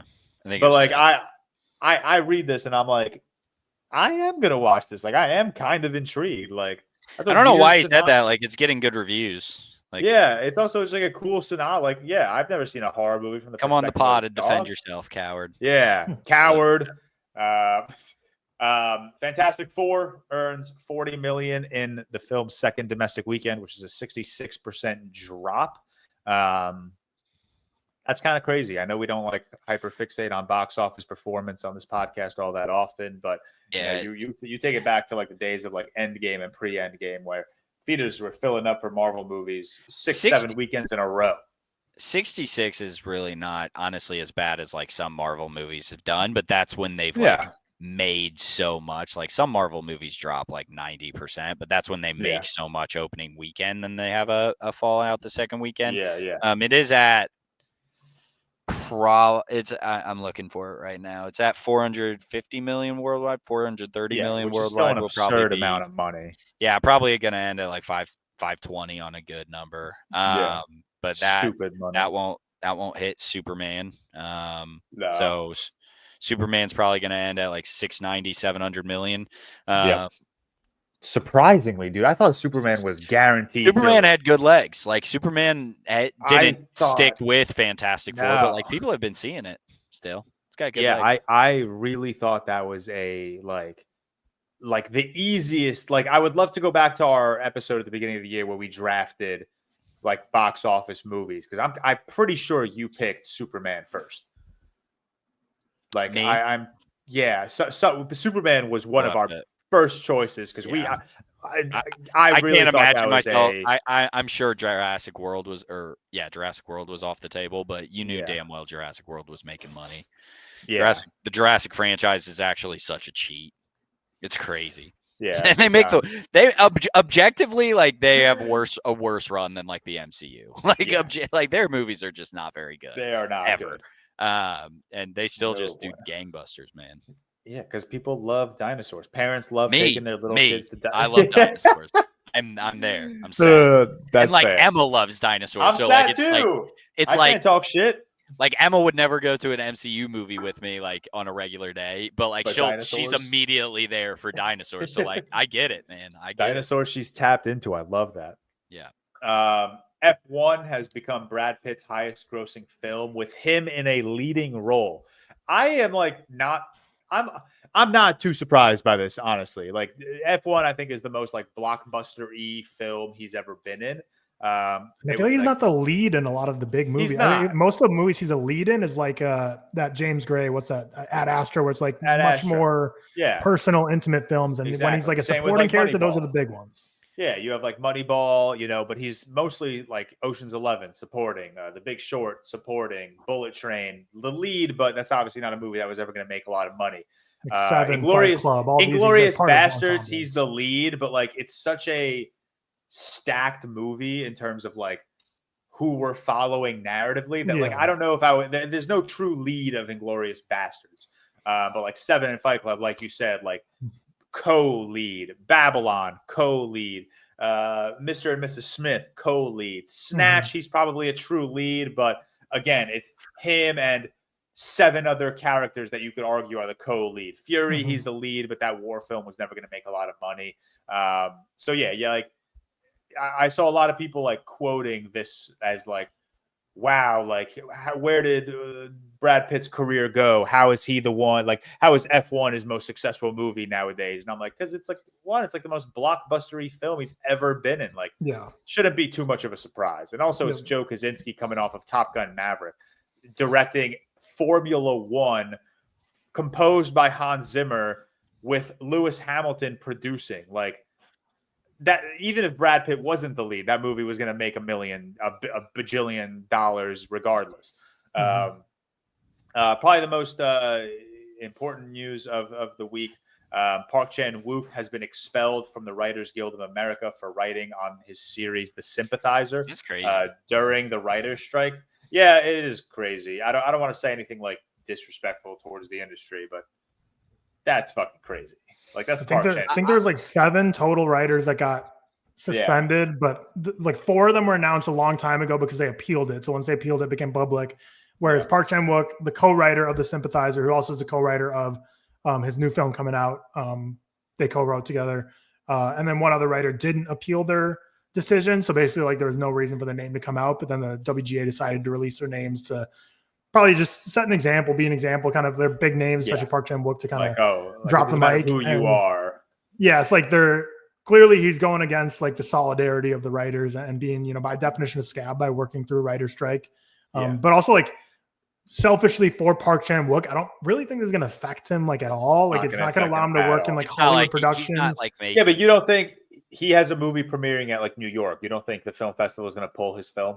No, I just said that for drama in the group chat. I don't think because they don't do anything with the guilds. I think the WGA Writers Guild Awards is going to pull him, but like you can still get Oscars without being the guild.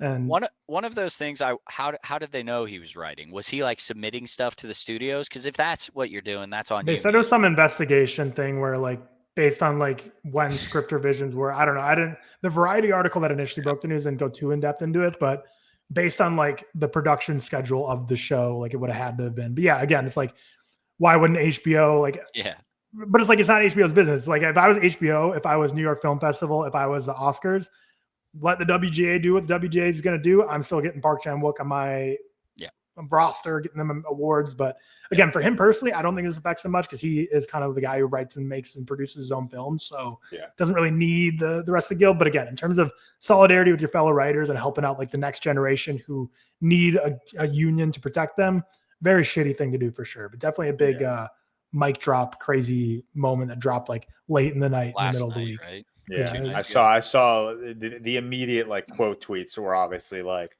I guess it wasn't his ... decision to leave. And you blocked everyone who said that.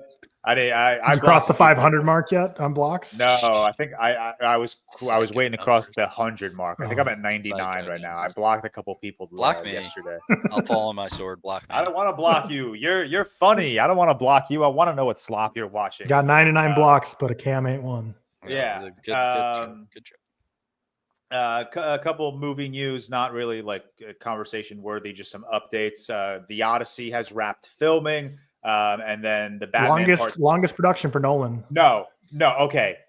Let me tell you something. I had this conversation yesterday, okay? Because I am mind blown to hear, okay? from the time that we learned that Christopher Nolan was adapting American Prometheus into his film. No, I'm talking about Oppenheimer. filming from when filming started to filming ended. It's the longest filming window. No. I know, but I'm just saying. Hold on. From the time we learned that Nolan was doing the Oppenheimer to the time they wrapped filming on Oppenheimer, that felt like a fucking lifetime, dude. Like that felt like years of my life. Whereas I swear to God, it felt like we learned that Nolan was doing the Odyssey 3 weeks ago, and now he's wrapped filming. Like, what is happening with time? Like, it's unbelievable. Like, from the time he's bending it again, Christopher Nolan at it again. Dude, I swear to God, from the time we learned that he was doing the Odyssey to the time we learned that Matt Damon and Tom Holland and John Bernthal and Zendaya were in the film, to the time that they wrapped filming, that felt like a day. It felt like a day of my life. Just to say this, I think they were cast before we knew what movie they were doing.